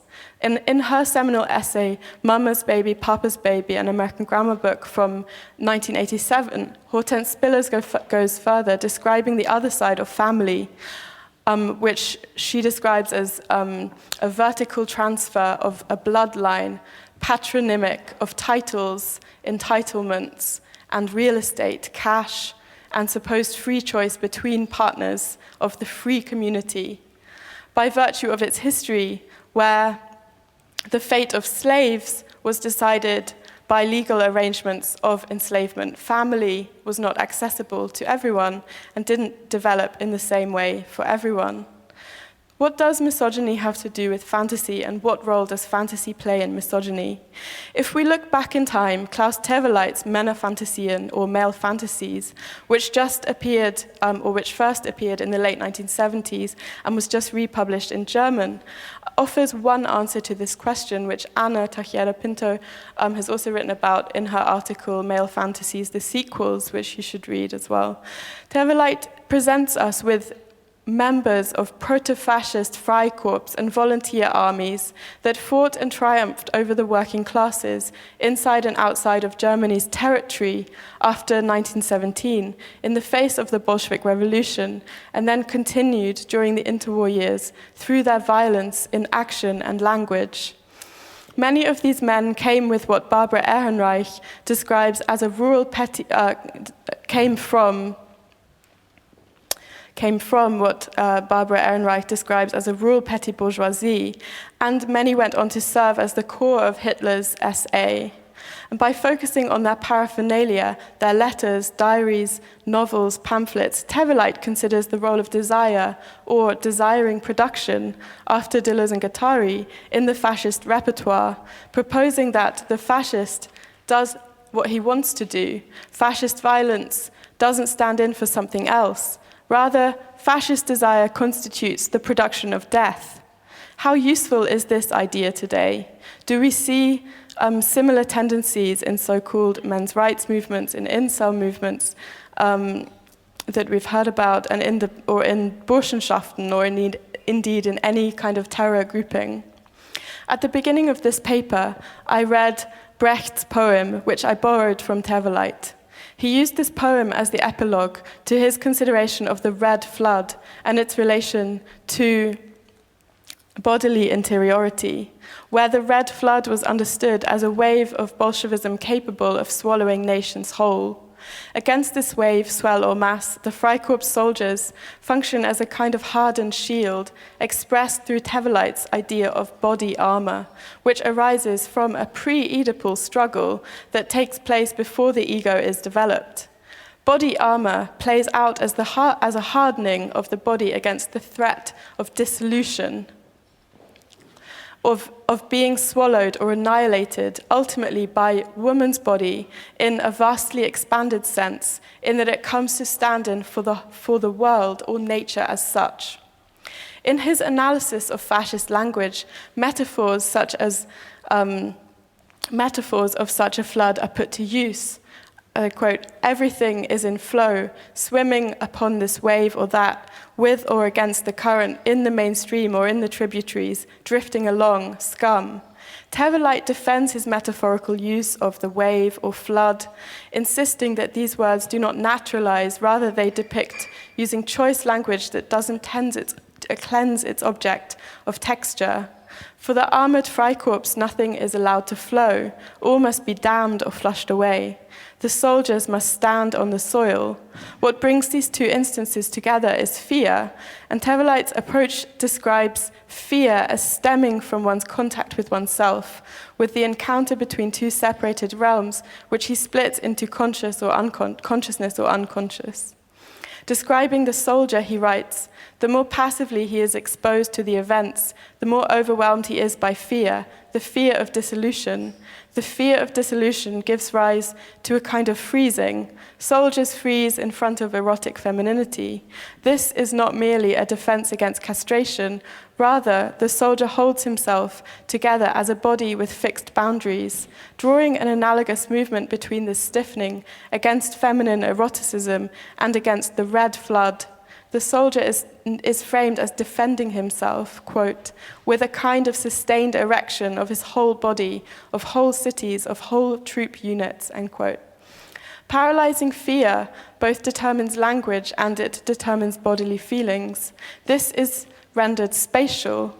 He finds defensiveness around contrasting places, height or depth, towering or streaming, below, wet, motion, swallowed, above, dry, immobile, secure. From this, he garners maleness and femaleness.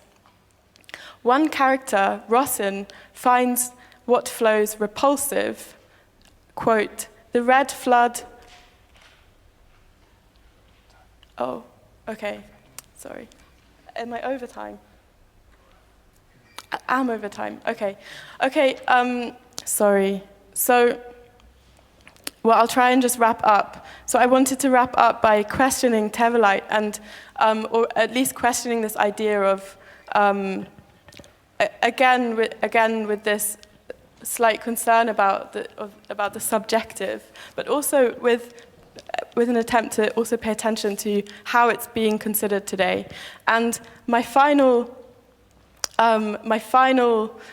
2 points rely on Terweleit's notion of fascism as a utopia. So he says the utopia of fascism is an Edenic freedom from responsibility.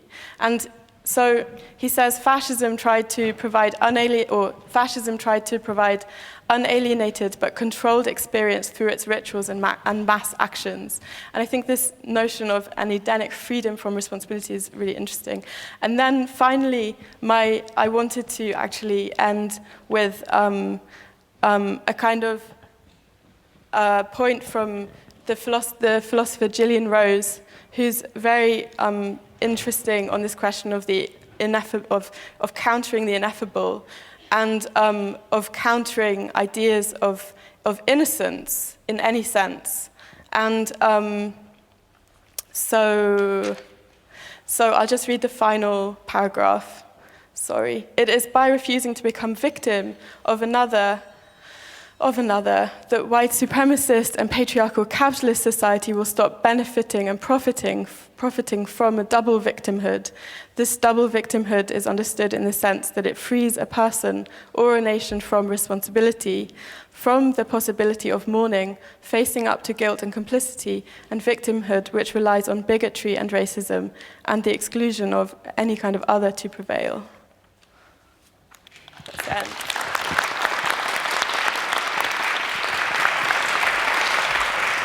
Thank you, Roseanne. We apologize for rushing you, but hopefully we can bring all the rest of the paper to the discussion.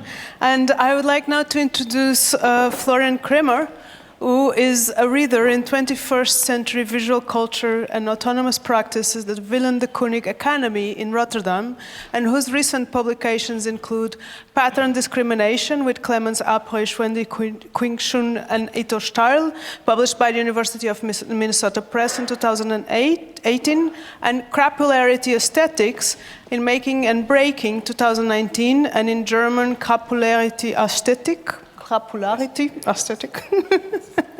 Thank you. Without any further ado, yeah, please move here, Florian. I do have a lot of pictures. This is why I need to be closer to the computer. And yeah, as Anna has stated, I'm working at an art school, and this is directly derived from my teaching at an art school and what I'm encountering there. But you will see that eventually, actually, I'm getting to the overall topic also of the psychologization of fascism. So I'm talking about a meme, and that meme is perhaps a meme that you're familiar with called the political compass. It's a very popular meme. It is a meme that has been popularly used by contemporary artists, and also by designers, and therefore is also very present in art, design, discourse, and education. My first example is actually that of the contemporary artist Daniel Keller, whose positions on alt-right meme culture have been controversial, to say the least, because he tried he made statements against the protests against an alt-right art gallery in London, LD50, and also supported fellow artists who had right-wing attacks on anti-fascist artists. But I'm pointing to this text by Anna, which is published online. You can read it, where you really can read up on the details, because I'm going to skip them. Now, what happened in that controversy is that Keller was supposed to give a talk at Goldsmiths in London, but this was cancelled by student protests, and he ended up giving it in Berlin. Actually, there is an online video of that, and I just took a 1-minute excerpt where he actually talks about that meme of the political compass. So now I would need the video, please. So I would now most of you are familiar with this meme. I'm a big fan of it. It's known as. This is not the video. Sorry, this is not the correct video. The video has the same title as my presentation file.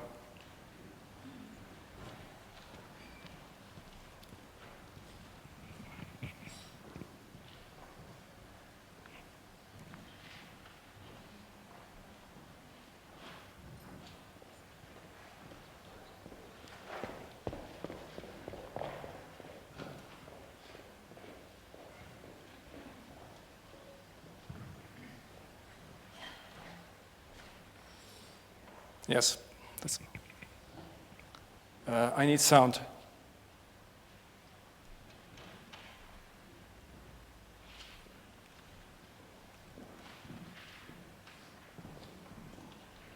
There's no sound?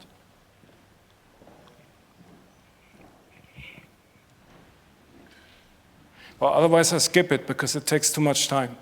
Yeah? No, I will skip it because this is taking too much time. Basically, he's introducing the political compass meme and also showing some variations of that, mostly 4chan memes from image boards, some of them also from alt-right culture, and you see the audience laughing about this and finding this funny. Now, this was given in early 2017, when I think there was still a lack of awareness, particularly in contemporary art, that the ironic fascism of alt-right memes wasn't a joke at all. And a lack of awareness that some of the people in the accelerationist and post-internet art scenes had fascist leanings or actively downplayed the right extremism of key influencers, such as that of the philosopher Nick Land. There was no debate on Nick Land at that point of time. It only started later.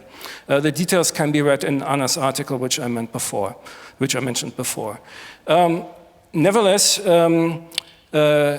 well, the political compass has also been used in art contexts that have covered alt-right meme culture from a very clearly critical point of view, such as the, I think, excellent exhibition, The Alt-Right Complex at AMKHV in Dortmund. Two pieces in this exhibition, you see a picture of it, were actually based on the political compass. And I'm sorry that I haven't shown you the political compass yet. It's in the video with Keller, so you will see it in a few seconds. This is a large-size political mapping by the collective Disnovation org, which is mostly based in France. And here you see the methodology of basically the political compass proposing an alternative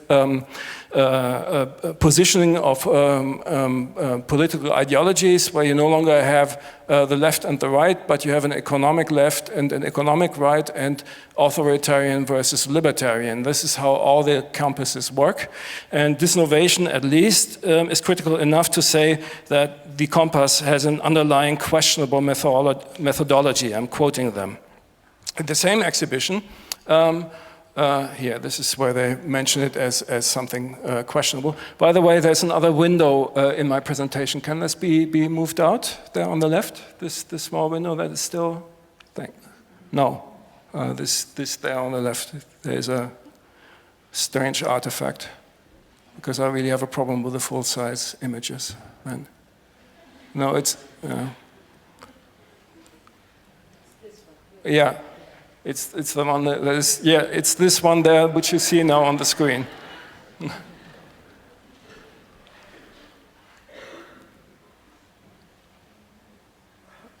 Okay.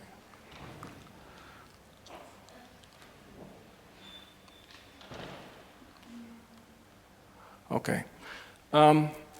There was the work of another artist in the exhibition, again, a critical work, the Slovakian artist Boris Ondrijecka, Satan is Watching the Sleep of Christ, where again, as you see, it's based on the political compass, and it's actually a performance piece where the performer walks this as a structure that is on the floor. Now, I first encountered the political compass in a course that I co-taught in a design program of my art school. And that course was heavily based on Anthony Dunn's and Fiona Raby's method of speculative design and design fiction. And if any one of you is somehow involved in art school training nowadays, this is a kind of standard method and a standard textbook, particularly this book that I'm referring to, Speculative Everything, Design, Fiction, and Social Dreaming, where on page 44 they say use compasses, not maps.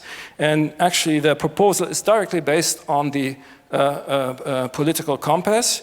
One of their projects or their speculative design fictions is called United Microkingdoms, that consists of imagined communities created, well, according to the political compass. And this is what you see on their website, the project website. And this is,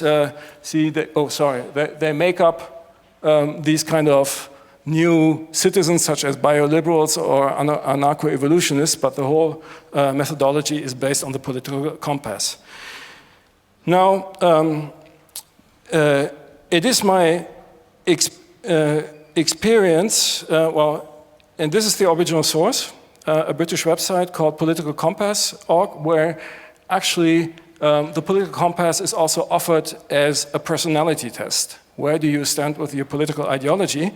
And it is my experience that this test is being used and taken by students in design education in combination with Dunn and Raby's textbooks. I should also add, I think it's different in Austria with its particular political history, that many of our students, practically all of them born in the 1990s and 2000s, say that they are actually unfamiliar with the definitions and the notions of the political left and right. They have never heard of them in their life. Many of them also coming from immigrant backgrounds, from countries where these have different meanings or are differently used, and they use this compass as their political education tool. Now, where does this compass come from then? And not only from this website, Dunn and Rady even acknowledge it in a footnote of their book, but you can even read it up on Wikipedia. It comes from the so-called Nolan chart from 1969, which is a two-axis model developed by David Nolan, and David Nolan was a leading member of the American Libertarian Party. Now, perhaps I need to explain here in a European context that libertarian in America does not mean what libertarian traditionally means in left-wing anarchism, but it's an extreme free market ideology of total deregulation, or you could say it's neoliberalism, but even more extreme. The references are not, like in European libertarianism, Bakunin, Kropotkin, or Noam Chomsky, but Ayn Rand, Ludwig von Mises, or so-called Austrian economics, and politicians such as Ron Paul. I will come back to Ron Paul later. Chomsky himself, who identifies as an anarchist, calls American libertarianism, quote, extreme advocation of total tyranny and the extreme opposite of what's being libertarian in every other part of the world since the Enlightenment. Now, one of the cultural and political misunderstandings between Europe and America is what has been perceived in Europe as the left-wing anarchism of the internet culture since the 1990s actually was right-wing libertarianism of US culture. And conversely, that the American alt-right movement emerged out of libertarianism, not of traditional national conservatism like the European extreme right. That's cannot be stressed enough. Now, this historical development also shows how American counterculture since the 1960s has been a very blurry mix of right-wing libertarianism and left-wing politics. Just watch a film like, oh my goodness, Easy Rider with Critical Eyes. It's actually a right-wing libertarian film with an advocacy of a white supremacist group. But the rhetoric of the American Libertarian Party is, we are neither left nor right. Yeah? That's what they literally say there on the homepage. Also, yellow and black are their colors. We're seeing them. So the function of the Nolan chart, which gave birth to the political compass, was to support that positioning of the Libertarian Party by creating an alternative narrative or an alternative framing that would be favorable to the party and reach voters of both the political left and right. By the way, a history which has repeated itself in recent years when radical right parties such as the German AfD also initially in their early years claimed that they are neither left nor right. Now in 1987, this is from the wiki of the Libertarian Party. The Libertarian Party transformed the Nolan chart into the world's smallest political quiz, which they used as a campaign and propaganda tool with the intention of convincing voters that their affiliation wasn't with a Republican or Democratic Party, but with the Libertarians, because they crossed the borders between left and right. Now, by the 2000s, the former Libertarian Party politician and writer of racist and white supremacist pamphlets, Ron Paul, emerged as a libertarian politician inside the Republican Party, where he not only gained followers, let's say, in the Tea Party circles, but also among cyber libertarians and even in the Occupy movement. He was quite a sizable amount of people in Occupy New York were Ron Paul supporters. The Ron Paul supporters also became a major force within the American alt-right, as has been mapped here, and I cannot zoom in. This is an analysis of the Digital Methods Initiative of the University of Amsterdam, which has kind of analyzed alt-right social media sources in the American internet, and here in the bright blue section, and there you see Ron Paul as one of the centers in the whole network of communications and retweets and the overall network. Now, again, you could ask yourself, what is then questionable about the Nolan chart and the political compass as such? I mean, aside from this historical background, maybe it has its own merits. Well, I think the first thing that is really questionable about it is the juxtaposition of libertarianism and authoritarianism. Again, I can point to Anna's article, which explains how neo-reaction as an authoritarian, pro-monarchy, pro-dictatorship ideology grew out of libertarianism. But an example that is really close to home here in Austria is that of the German-American thinker Hans Hermann Hoppe, who is a libertarian, a cult figure in the neo-reaction and the alt-right, who as a libertarian favors monarchy over democracy. So what he says here about communism is not because he's in favor of communism, because he's anti-communist, and collaborates with white supremacists.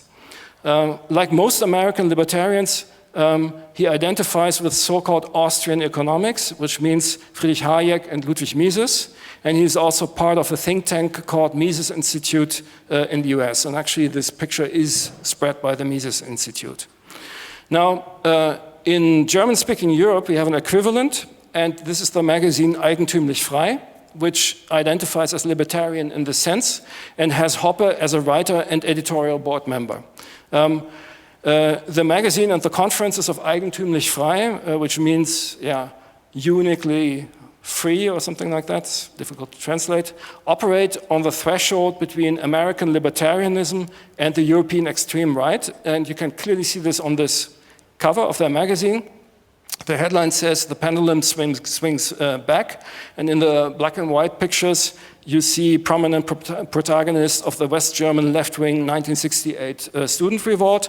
And the color pictures, you see prominent contemporary protagonists of the German right, and I should say the extreme right, the politician Vera Lengsfeld, the writers Uwe Telkamp and Matthias Matusek, who all used to be liberals or leftists in the past, or mainstream conservatives, and have turned into open sympathizers and supporters of the AfD party recently. And perhaps most recognizable here in Vienna is the young man on the very right, Martin Sellner, the leader of the identitarian movement, which is the closest equivalent of the American alt-right in Europe. So, what the political compass does as a meme is pull people into an alternative reality where the political opposition is no longer, say, to use the Burgtheater as an example, between Hans Christian Strache and Elfriede Jelinek, but for example between, and I show it here on the next, in the memes, between communists, white supremacists, libertarians, and post-scarcity anarchists, where three of the four actually represent certain variants of libertarianism. So it moves the whole political narrative into the kind of libertarian worldview. Now, I have a whole collection of these memes, and I will just zap through them. And you can also do really easy an online image search for political compass memes, and you will find a lot of them. But however, whatever variant you're looking at, and whatever the political background or intention even of the individual meme image is, this narrative and framing remains quite stable throughout them. I guess that some people, at least here, are familiar with alt-right slang, recognize the kind of jokes that are being made. 88 refers to Adolf Hitler, right? Heil Hitler, the eighth letter of the alphabet is H. If I go,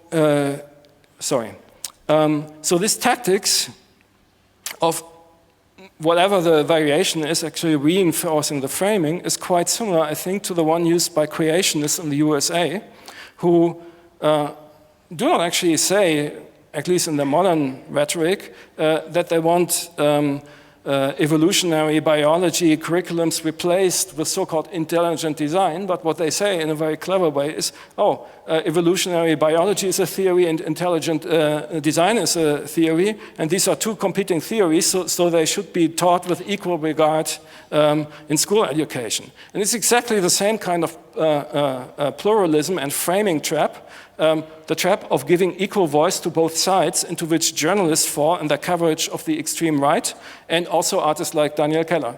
Yeah? Because basically, as soon as you acknowledge the two as equivalent, you're already doing what the fascists want from you. Okay, so if you go back to the historical origins of the political compass, then I should add that David Nolan's chart for the Libertarian Party was not an original invention, but it had a source. And in 1954, the German-British psychologist Hans Eysenck published the book The Psychology of Politics. And here we are again at the overcoupling theme of our panel, although I didn't know that it would be the overcoupling theme of our panel, which tries to link political positions to psychological personality structures. It's again psychologizing political positions. And what he does is, and this is derived from the book, so this is how another political scientist has summarized Eysenck's model in a chart. Eysenck proposes a two-axis system which aligns personality structures with ideology, so authoritarian versus democratic and radical versus conservative. You see how this has been the blueprint for the political compass. Now, the book cites Adorno's empirical study of the authoritarian personality. Yeah? So again, another source of the psychologicalization of political standpoints. But Eysenck disagrees with it, not because of the psychologicalization, but quote, my need to come to grips with the appearance of a dictatorship, namely Nazi Germany, that did not fit the common picture of a single left-right continuum. So in other words, Eysenck, unlike Adorno and Horkheimer, disputes that the Nazi ideology was right-wing, which is a common trope which we also know from other fascist parties, that they say, it was National Socialism, so it was actually left, or it was something in between, but it was not right-wing. Now, this is not coincidental, since Eysenck himself was very active on the extreme political right. He was a fascist, among others, as a writer for the German fascist paper Nationalzeitung, for the paper Nation und Europa, and even for the New Right Thule seminar on the very right. In fact, right now, part of his research is now under scrutiny investigation in England, where he was a professor and is being revoked as unscientific.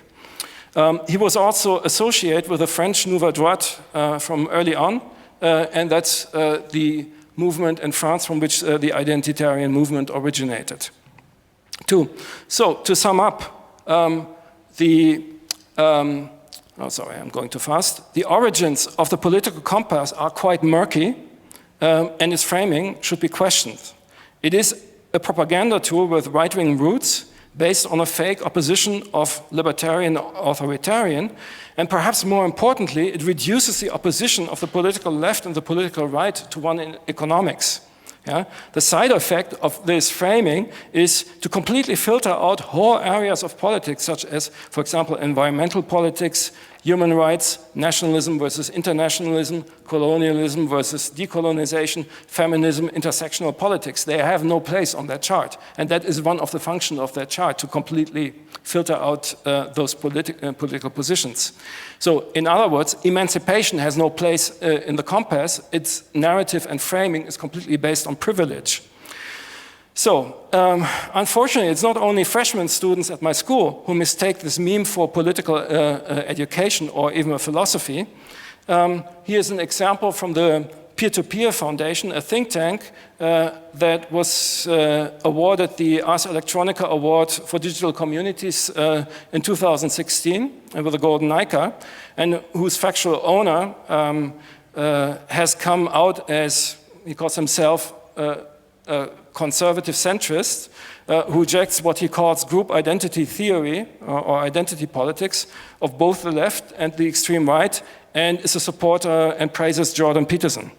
And here we see how the trope of the political compass is then even being reused in something like the peer-to-peer foundation. The elephant in the room is, well, this conference is on the colonial origins of fascism. And there is a colonial meme and framing that has its direct origins in the right-wing libertarianism that I tried to sketch, namely that of the cyberspace. The cyberspace, as a territory that needs to be conquered, as the electronic frontier, and the EFF in America, the Digital Civil Rights Organization, is called Electronic Frontier Foundation because its founder, John Perry Barlow, wrote this declaration of the independence of cyberspace. And I leave it to others to decolonize this legacy. Thank you.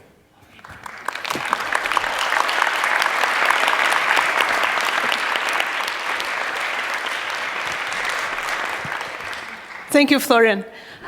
We have now, I would say that you're perfectly free to go to the bar, go to the toilet, do whatever you like. We are gonna have like an half an hour, 40 minutes discussion, and you're also very welcome to ask questions. Just raise your hand, we'll bring you the mic. And if no one has any question, I might start, and maybe I start with the first speaker. While we were talking, and thank you so much for this very inspiring talk, I was thinking about, this enormous, the ever-increasing underclass that falls out of the wage relation, and how capital is extracted from people that are not exploited to wage labor, but are exploited nonetheless. For instance, like this, growing business of detention centers that is, of course, like an extension, a geopolitical extension of the carceral state. And I would like to ask you if you could say a few sentences to that. You want this mic? Yeah, thanks, Anna. I think definitely this is an important aspect of our age, and the way I would just clarify their position is that if we were to keep the term exploitation for those you actually employ, which does not imply any privilege, but then keep the term oppression or subordination, etc., for the others. I definitely think that this is very important in the United States, and that it also allies very well with not just the carceral state, but I think we should talk about carceral capitalism as well, because in the United States, it seems to me that, for example, because the prison system has now been very substantially privatized, what tends to happen is that judges are often playing the role of supplying a sufficient number of prisoners to what's now increasingly being called a prison industrial complex. So in that sense, definitely, and I think with increasing privatization of state services across the board, people just become sort of the objects which, if they are not employees, they become the objects who are processed in certain ways by capital, so they become essentially the product. So prisoners go and stay in prison for X amount of time, where they may be exploited as well, but they then become the objects of such administrations. And I think we should also extend this concept to capital rather than merely confining it to the state, because it connects. I mean, all these presentations have really made us think an enormous amount, and in this instance, it connects up with the mystification of political positions that Florian talked about, because by focusing only on the state, you give the impression that civil society is a realm of freedom. In reality, civil society, in its classical sense, as used by classical political economy, going back to Smith and probably before, civil society was actually the economic realm in which business operates, big corporations operate, and so on. Civil society is not just cuddly and cute NGOs, who are also often very closely connected with the corporate world, but we'll leave that aside for now. So civil society is also a place where oppression is created systematically. The state merely functions to reinforce it and to keep those arrangements in place and help elaborate new ones. So I hope that's an answer to your question. Does someone would like, oh yeah, we have a question there.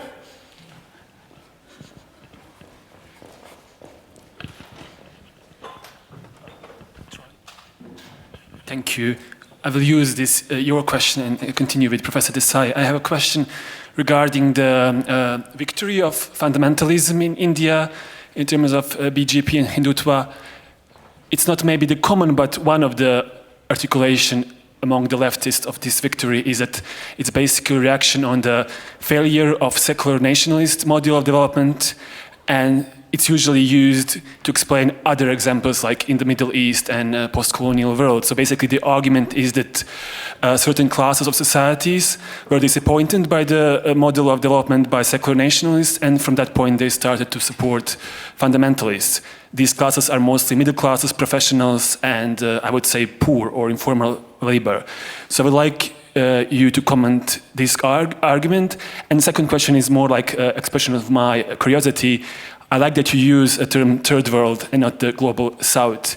And that's very common in academia, that global south is used as a common term for this part of the world. So I would like also you to elaborate why are you using third world instead of global south. Thank you. Maybe I'll answer the last question first because it's one of my favorite rants. You know, understand the term rant. I get very upset because the term Global South is really very ambiguous, and it also confuses students. Many students I have actually believe that the poor countries of the world are all in the southern hemisphere. And it just does not make sense. To me, there is, and so that's the first point. The second point is that many people thought that with the end of European communism and the end of communism in the USSR, the end of the Soviet Union and the liberation, quote unquote, of Eastern Europe, we no longer had a second world. And so the three worlds classification no longer works. But in reality, the three worlds classification was not a post-war or Cold War invention, as most people imagine, that you had a capitalist and communist world. And it actually goes back, I would say, I've certainly found a fairly elaborate conception of the three worlds concept in a text by Lenin. I think it was published in 1916 or 1917, in which he's trying to think through what communists should do in different parts of the world. And one of the things what he alights on is sort of a three-way classification, in which in the countries where capitalism has advanced quite substantially, they have one set of tasks. In the countries that, and the imperialist countries, so capitalist, advanced imperialist countries, communists have one set of tasks. In what was known, and I'm sorry if it offends somebody, but what they called the backward countries, by which they meant those parts of Europe that had not been colonized, but they had not been advanced. They had not advanced as much in terms of capitalist development, such as Eastern Europe and Russia. They had a second set of tasks. And they had a third set of tasks in the countries that were formally or informally colonized. So that three-world, and I think that three-world distinction still is valid, because there are three quite distinct sorts of countries. There are the rich imperialist countries, formerly imperialist countries with the legacy of imperialism and all those things. There is the post-communist world, and then there is the third world, and I think it still makes sense. And the final reason I like to use the third world is that, again, I want to fight against the tendency of people to think that third world means third class. It does not mean third class. Third world was meant to be a new way, a different way between capitalism and communism to evolve a sort of an acceptable, emancipatory form of society that countries from that had recently been liberated from colonialism might try to pursue. Now, we can debate it, but it had a very positive meaning. So that's my answer to your second question. My answer to your first question is also, actually, I'm also glad you asked this question. So my first so some people say that the rise of the religious right is because of the failure of secularism in many of these countries. My answer to that would be that actually the implication is that secularism went too far. My problem is that what's wrong with this argument is that insofar as it has anything to do with the previous set of arrangements, say let's for the sake of brevity call it Nehruvian India, my problem is that insofar as it had anything to do with the failure of this previous state, it had to do with the fact that the secularism did not go far enough. That's my first point. My second point is that on the whole, in all of these countries, the economic policy, everybody could understand that the economic policy had to be left of center, in some way. And in India also, you had very essentially socialistic articulations of development policy in the 50s, 60s, and 70s, and into the 80s even to some extent. However, this tended to be thought about as something that the enlightened classes would do to and for the masses. And I think that there was that disjunction. Actually, so they did not, they were not capable of carrying the people with them as thoroughly as they could. But so that's the second point, is that, again, insofar as there is this thing. But finally, and most importantly, I would say that the rise of the Hindu right has everything to do with the further advancement of capitalism in India and the particular patterns that it has taken. Now, if I try to describe the patterns, it will take me another hour or so I won't do that, but I would say that it has to do with the fact that the Nehruvian development model, which was definitely left of center, socialistic, whatever you want to say, failed because of its internal political weaknesses. And after that, what emerged was simply the rampant development of capitalism in India, which then takes a relatively ferocious forms in terms of its need to oppress the working people who are already quite oppressed, but there is this, I don't know, I don't want to misuse the Marcusian phrase, but there is this surplus oppression which the ruling class thinks it needs to impose on the working people.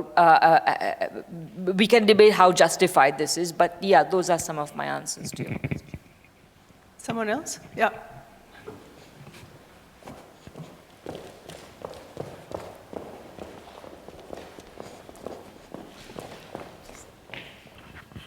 Good afternoon. My name is Muita. I'm an artist and activist and musician. So my question is,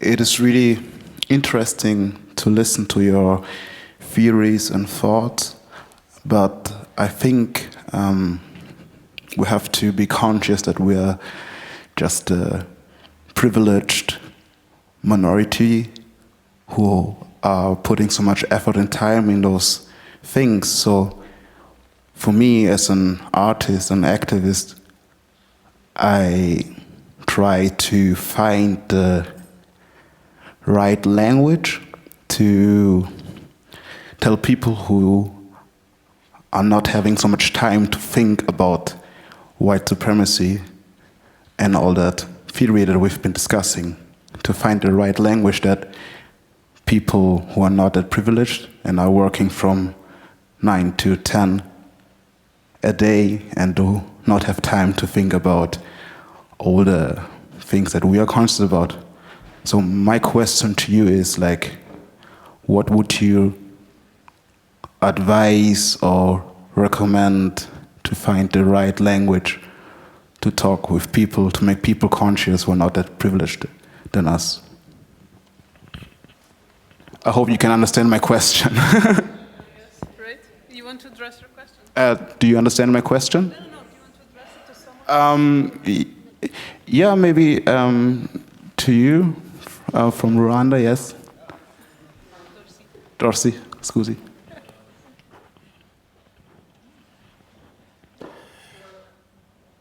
But it's a very difficult question. But I think, yes, we are privileged. We are a minority, and I understand that. But to think about the society,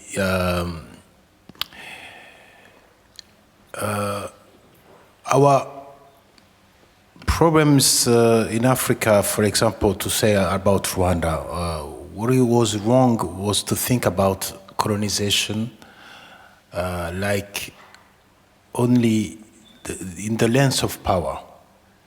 And to think, for example, that the colonization end in 60s. But colonization is a process. And in this process, there is different kinds and different levels of ideology. Even for the common people, they have also something in mind about the ideology. Why I talk about the knowledge and the language? When I was a student in university in Rwanda, I spent there 4 years. In these 4 years, started the civil war in Rwanda. And because we was, like you said, in a community of privileged people, around us, on the radio, in the newspaper, there was hate speech. And we was thinking, oh, they are stupid, and it's a bullshit. And we were thinking, it's inoffensive. But the process was still just, they had the ability to speak to everybody, and especially to the common people and to young people. And it's important to understand that. But an ideological crime starts with theory, with speeches, before the crime starts. And now what we have just to do now is to analyze and to be aware about this part of the theory of the language, and to know that the crime is inside the language. And it's really important to get off this process. Maybe some. Sure, you go ahead. Okay. Again, since my talk was very practical, I also have a very practical view on this. For example, what I just presented, the meme culture, is a field that was ceded to fascism in the last couple of years. And that needs to be used.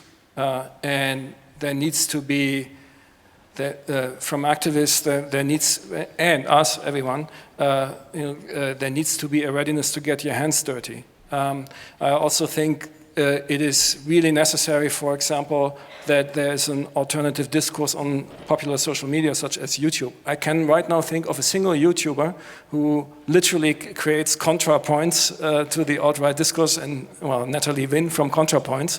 Why aren't there 100 Natalie Wynns, for example? It's also my personal frustration. I'm a member of an intersectional small political party in the Netherlands, and whenever I go to what we do, we're using the kind of action forms of the 1970s, which is nothing wrong, but it's too limited. The old street demonstrations, they are mostly preaching to the choir. And also they work in a completely different way. There's a lack of analysis that we live in a different media landscape. So in former times, the function of street protest was that you get media coverage, and that the news reports that there were 100,000 people on the streets protesting this particular issue. Nowadays, you don't have the mass media giving that kind of headline, but you have individual bloggers, including right-wing bloggers, I have seen that myself, who go into the demonstration and pick the one demonstrator of the 100,000 who says we should shoot this particular fascist politician and multiplies, and that's the news headline of the next day. So there's a real problem that the tactics are completely outmoded and need to be rethought. I also, since I work let's say in the Dutch system, art schools are part of vocational universities, Fachhochschulen. Most of our students have vocational degrees. I see that what we write, what we produce, does not speak to these students. So we need to adopt a different language. This is something that has been done before. It has been, for example, been done by the Birmingham School of Cultural Studies, and it is somehow an art that got lost in the meantime. So in the 1970s, for example, if I speak of Marxism, you had all these beautiful comic books that explained Marx or Freud to the non-initiated. I think exactly that kind of work needs to be done again. Can I just add 1 minute to this, because I just wanted to say, I think that you asked what, I don't know, in a very outdated metaphor, we might have said the $64 million question, but that is to say it's a very, very important question that you have asked, and I agree with what has been said so far, and I'd just like to add the following.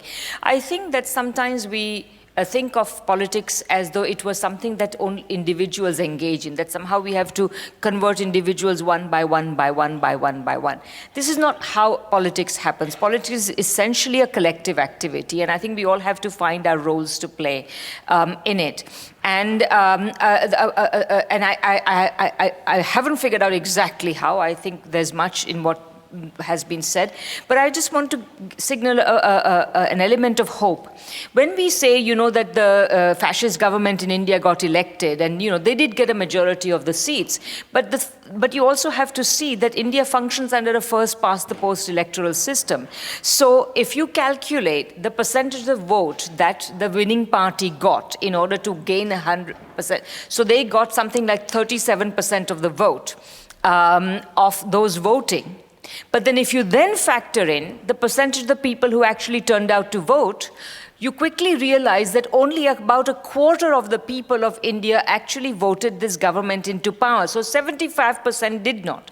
Within that quarter also, many people were hoodwinked into voting for them. So I really think that the people who you're talking about, who are working 10 hours a day or more, and they don't have the time to think, they may not have time to think, and they may not have time to read Capital or what have you, but they know what's wrong.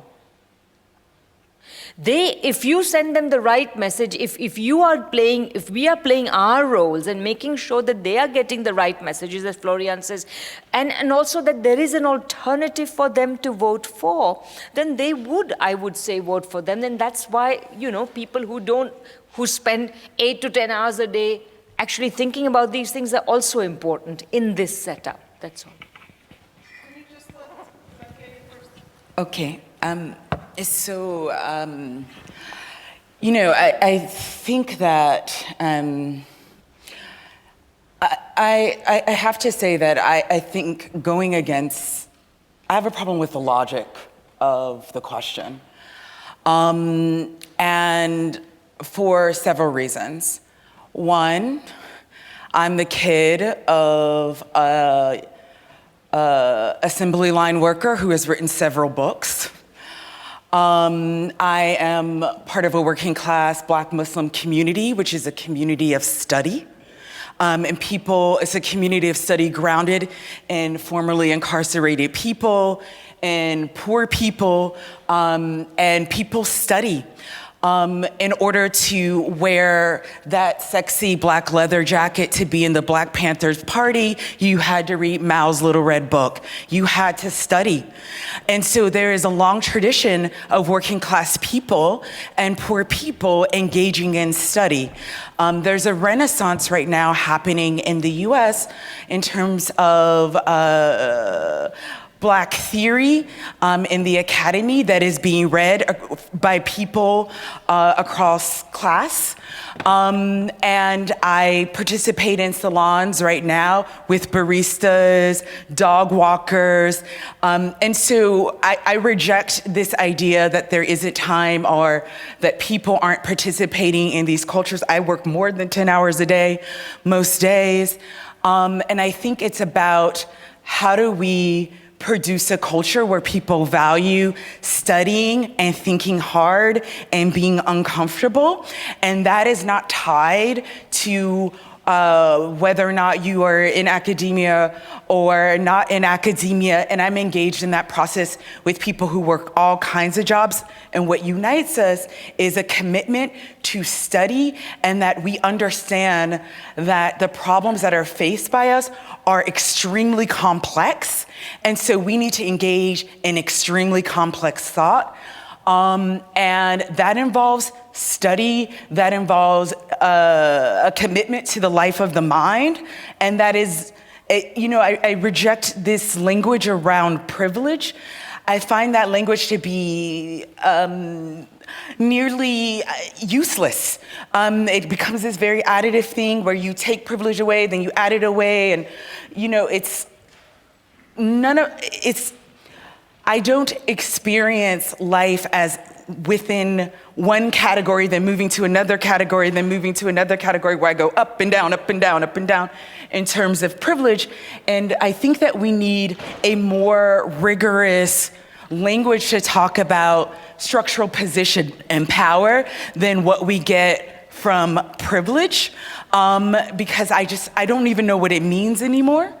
And so I think that it's really these questions about accessibility, I think also get problematic when posed against art because one, art oftentimes is not transparent and accessible and actually is quite abstract and also relies on specialized forms of knowledge. And the last thing is I think the burden to be transparent and accessible falls unevenly on different positions. And so if you are part of a marginalized, oppressed group, there is the assumption that your language and your work needs to be accessible, when in fact, the thing that you're dealing with is incredibly complex. And so accessible and transparent and simple is not something that you can actually do and attend to the complexity of the problem. Dorcy? Mais peut-être tu vas m'aider, Anna. Il faut que je traduise? Okay. Oui. Comme la question, elle est très intéressante et complexe, j'aimerais pouvoir y répondre en français pour être plus à l'aise, du coup. Because the question is very interesting and complex, I'm going to respond in French so that I can be a bit more complex in my answer. Mais surtout, en fait, j'ai pas envie de donner l'impression que j'ai une solution par rapport à la question qui est posée, qui est liée au langage. I don't want to give the impression that I have a perfect answer towards the question of language. Je crois que c'est la question du moment et elle est très compliquée parce que on ne l'a pas encore trouvé cette solution justement. I think it's a very complex question at the moment because we didn't find the right solution yet. Et c'est ce qu'on peut observer, que ce soit dans le temps, que ce soit au Rwanda, que ce soit maintenant, aujourd'hui ou dans plusieurs pays. On se rend compte que finalement, si je regarde les graphiques que je regardais tout à l'heure, justement les politiques d'extrême droite ont trouvé le chemin de parler à tout le monde et surtout aux classes laborieuses facilement et en très peu de mots. Okay, I lost a little bit the train, but the problem is that most politics on the far right have found a way to address everyone, especially to address the working classes with a direct and easy to understand language. Et ça, on peut l'observer partout. On regarde en France où, par exemple, il y a un parti de gauche qui est très intelligent, qui vraiment dit des choses qui sont dans l'intérêt des classes laborieuses, mais les classes laborieuses ne les suivent pas. Parce que ça ne leur parle pas directement dans les tripes. And there is of course a party on the left that found a very intelligent way to frame the discourse and the discussion, but unfortunately the working classes are not following them because they don't feel addressed. Et ça, c'est la question qu'on observe aujourd'hui. Même, on est quand même dans l'ère aussi de Trump. C'est le dirigeant le plus en vue. Et voilà, la seule chose que j'ai envie de dire, c'est que la question, elle est très importante. Et que l'on peut dire, en tout cas, ce que moi j'ai compris, c'est qu'il y a une chose qui ne fonctionne pas, c'est l'indignation et le scandale. C'est-à-dire que s'indigner de tout ça, ça ne marche même plus. Donc il faudra qu'on trouve un chemin plus court qui n'est pas celui-là, qui ne passe pas par l'indignation. What I can say, and I find this question very important, is that what absolutely doesn't work is indignation and scandal. And we have to find a way to address this that doesn't run through the question of indignation and scandal. Oui, merci. Olivier? No, just small thing, because Olivier also wanted to. I don't disagree with what you say, and we have those reading groups, for example, in our school as well. But on the other hand, I'm facing the very practical problem that, for example, in many of our classes, 50% of the students are diagnosed dyslexic. I couldn't take them to a symposium like this. It would not work. It would only work with master level students. With bachelor students, the discourse here is not accessible. So this is a problem. I think it's a legitimate problem, but I also think, no, it's not paternalizing when the student tells me, I don't understand a single word of what is being said here. I think that's a legitimate problem to address.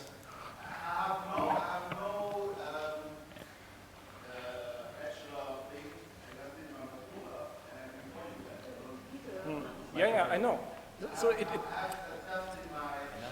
it doesn't have to do with class, it doesn't have to do with education level. I'm just telling what the situation is that I'm encountering in my own practical life. Because, for example, we are an art school in the Netherlands. It's different than in Austria. In Austria, you have a culture that students who struggle with reading and writing are sent to art schools. Yeah. So. But I think that has a lot to do with the German, like probably in the Netherlands too, the system of triage, where you just like move people that struggle with reading and comprehension to technical, that's like a really problematic thing. Olivier? Yeah, thank you. They already say a lot of things, but I would like to come back to the form of the question itself, because we are talking about languages. And there is an issue, well, I will call it composition, but we will talk more about that tomorrow. And the composition is the way we constitute a we.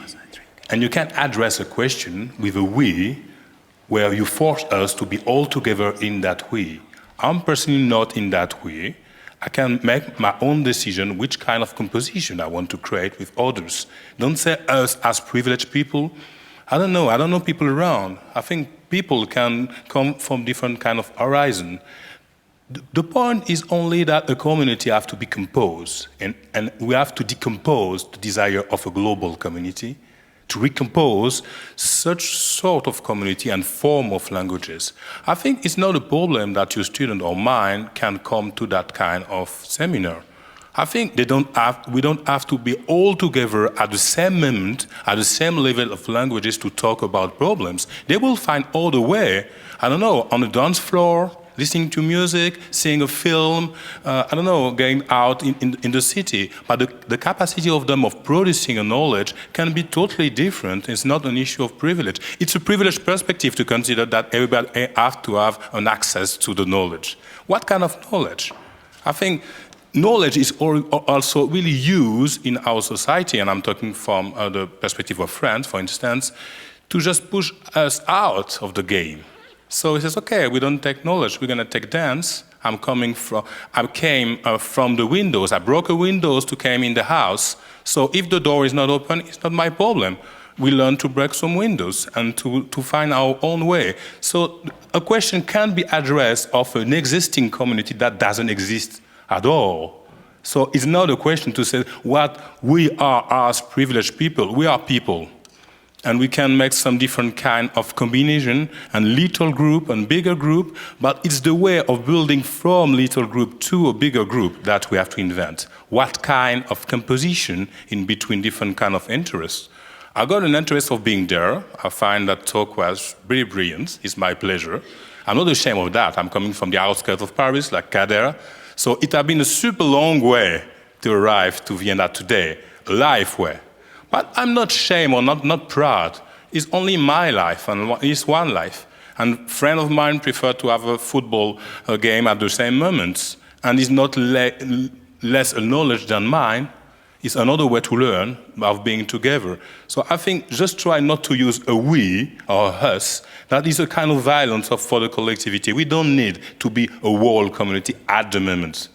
It's too early, it's too soon. We have to make the effort of a becoming in a certain way. If we consider we made a mistake, we have to become something we are not at the moment, even in our struggle. Amen.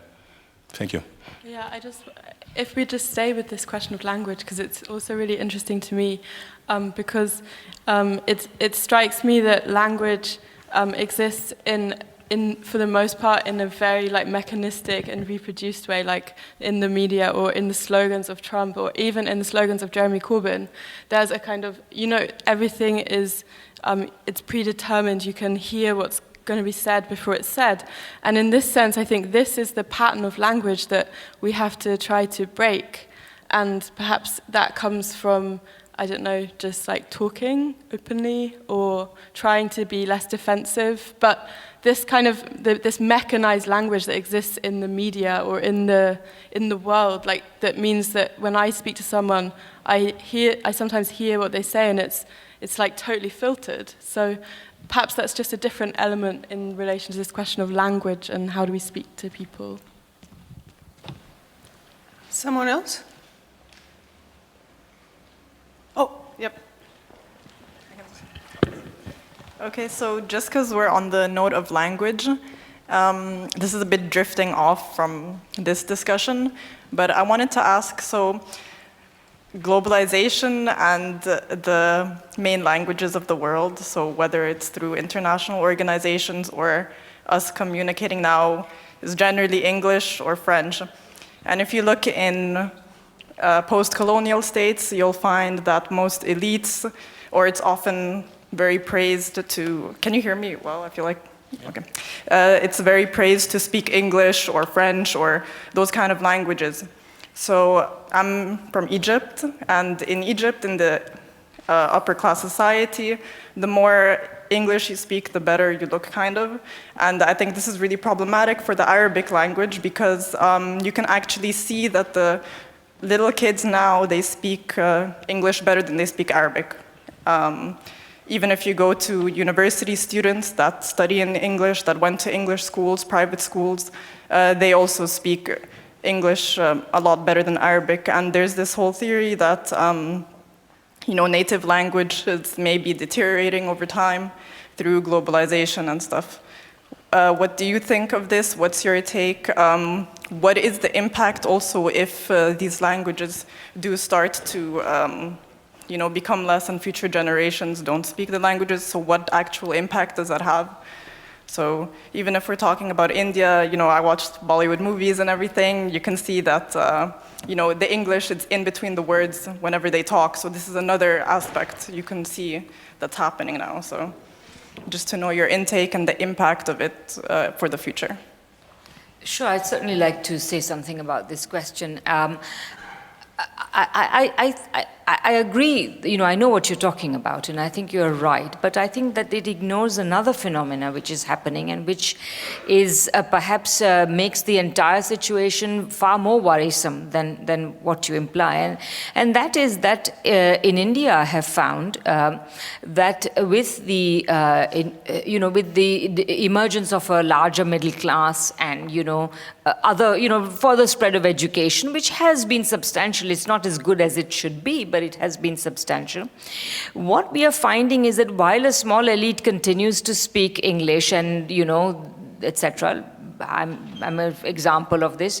But increasingly, in most parts of India, people are actually using their own mother tongues in a much bigger way, in business, in professions, etc., etc. And I think that that's actually just a result of the spread of literacy, which, if you do not belong to a family in which English is spoken on a regular basis at home, it's actually far easier and better for you to go to school in Hindi or Gujarati or Punjabi or whatever your language language happens to be. And that's increasingly happening a lot. So I find that very encouraging. I feel that when you push people into English when they are not really equipped to do so, they actually suffer. They suffer in terms of their career advancement and so on. So I think that as a whole, I think it's very good. And that has also meant that people like me have to become used to giving lectures in Hindi or Gujarati or whatever, because the communication part is, it's definitely there, and people have to communicate. There are some people, unfortunately, in society who have more time to think than others, and there has to be communication between those two groups. So it will take place in a different language. And if we are creating elites who are confined to English, this is going to be a big problem. It's going to detach them even more than they are already detached from the ordinary people. So it goes back to the earlier question that I answered as well about why Hindutva has. And a final point, I would like to say also that I have always believed in India, literacy levels are pretty abysmally low for a country like India. So, but at the same time, I'd like to make a simple point. Literacy in itself is nothing. I remember coming to Canada as a young 20-something to study do graduate work in Canada. And I used to really admire the fact that in Canada, every child goes to a really good, high-quality school and everybody can read and write and so on. And then one day, it so happened I was waiting at the supermarket checkout to leave. And of course, there are always these popular magazines that are on the rack there for you to pick up. And suddenly I realized, of course they are there because this is what most people read. And if you read the headlines of these magazines and newspapers, you realize like, okay, these people can read, but look at what they're reading. It's trash. It is designed, it's really like it's designed to send their minds to sleep, to distract them from everything. So there is also that issue. And of course, social media, as Florian is pointing out, has made matters a lot worse. So, yeah. One last question for this panel, and then we will take a 10-minute break before starting with the last panel of today. To add a precision, okay. if possible, one last one. About the French context, because I know that one.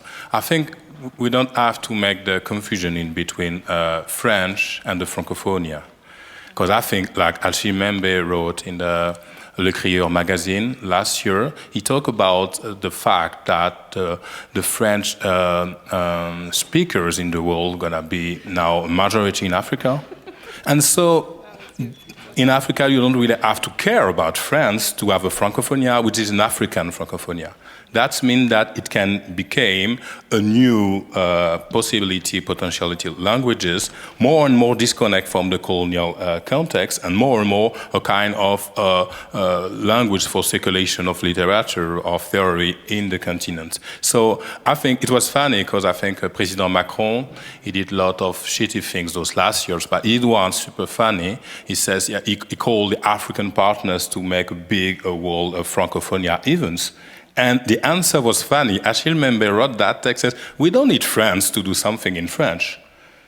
And so that kind of answer, I think, is really the really post-colonial situation. Okay, we got France. Now we keep it, but we don't need you. We keep only the languages because it can be useful for us. So I think for English, we can also consider that it's not an English colonial way of speaking now. It already transforms to something else, and we have to keep on that process of transformation to create a kind of newborn languages that are used practically by people for sharing knowledges. We can use that, because I think the idea of only seeing the colonial dimension of language until now is beginning to really to be switched to something else. I think, for instance, in France, or the rap singer, the really well-known band, you're really unable to understand most of the lyrics there. When you are French, you can understand it because you know the context of speaking. So it's not French, but it became a kind of other kind of languages, and also another kind of production of imaginary, because it's a new language, so a new poetry, so a new way of writing. And I can take, for example, a really well-known French band called PNL, and you can't understand the lyrics of PNL. It's supposed to be in French, but only people who are really fans of PNL go to the internet to understand the references of that word, but it's partly Arabic, it's a bit invert, and it's a reference to a comics that have been that. So it's really games, and so at the end, languages is not anymore only a tool of oppression. It became a kind of reappropriation of and reinvention of the languages in I think with a new body, because you are talking languages with a body, not only with an abstract way. And I think. For theater is the same thing. Thank you. 10 minutes break, and then Kader will introduce the last panel.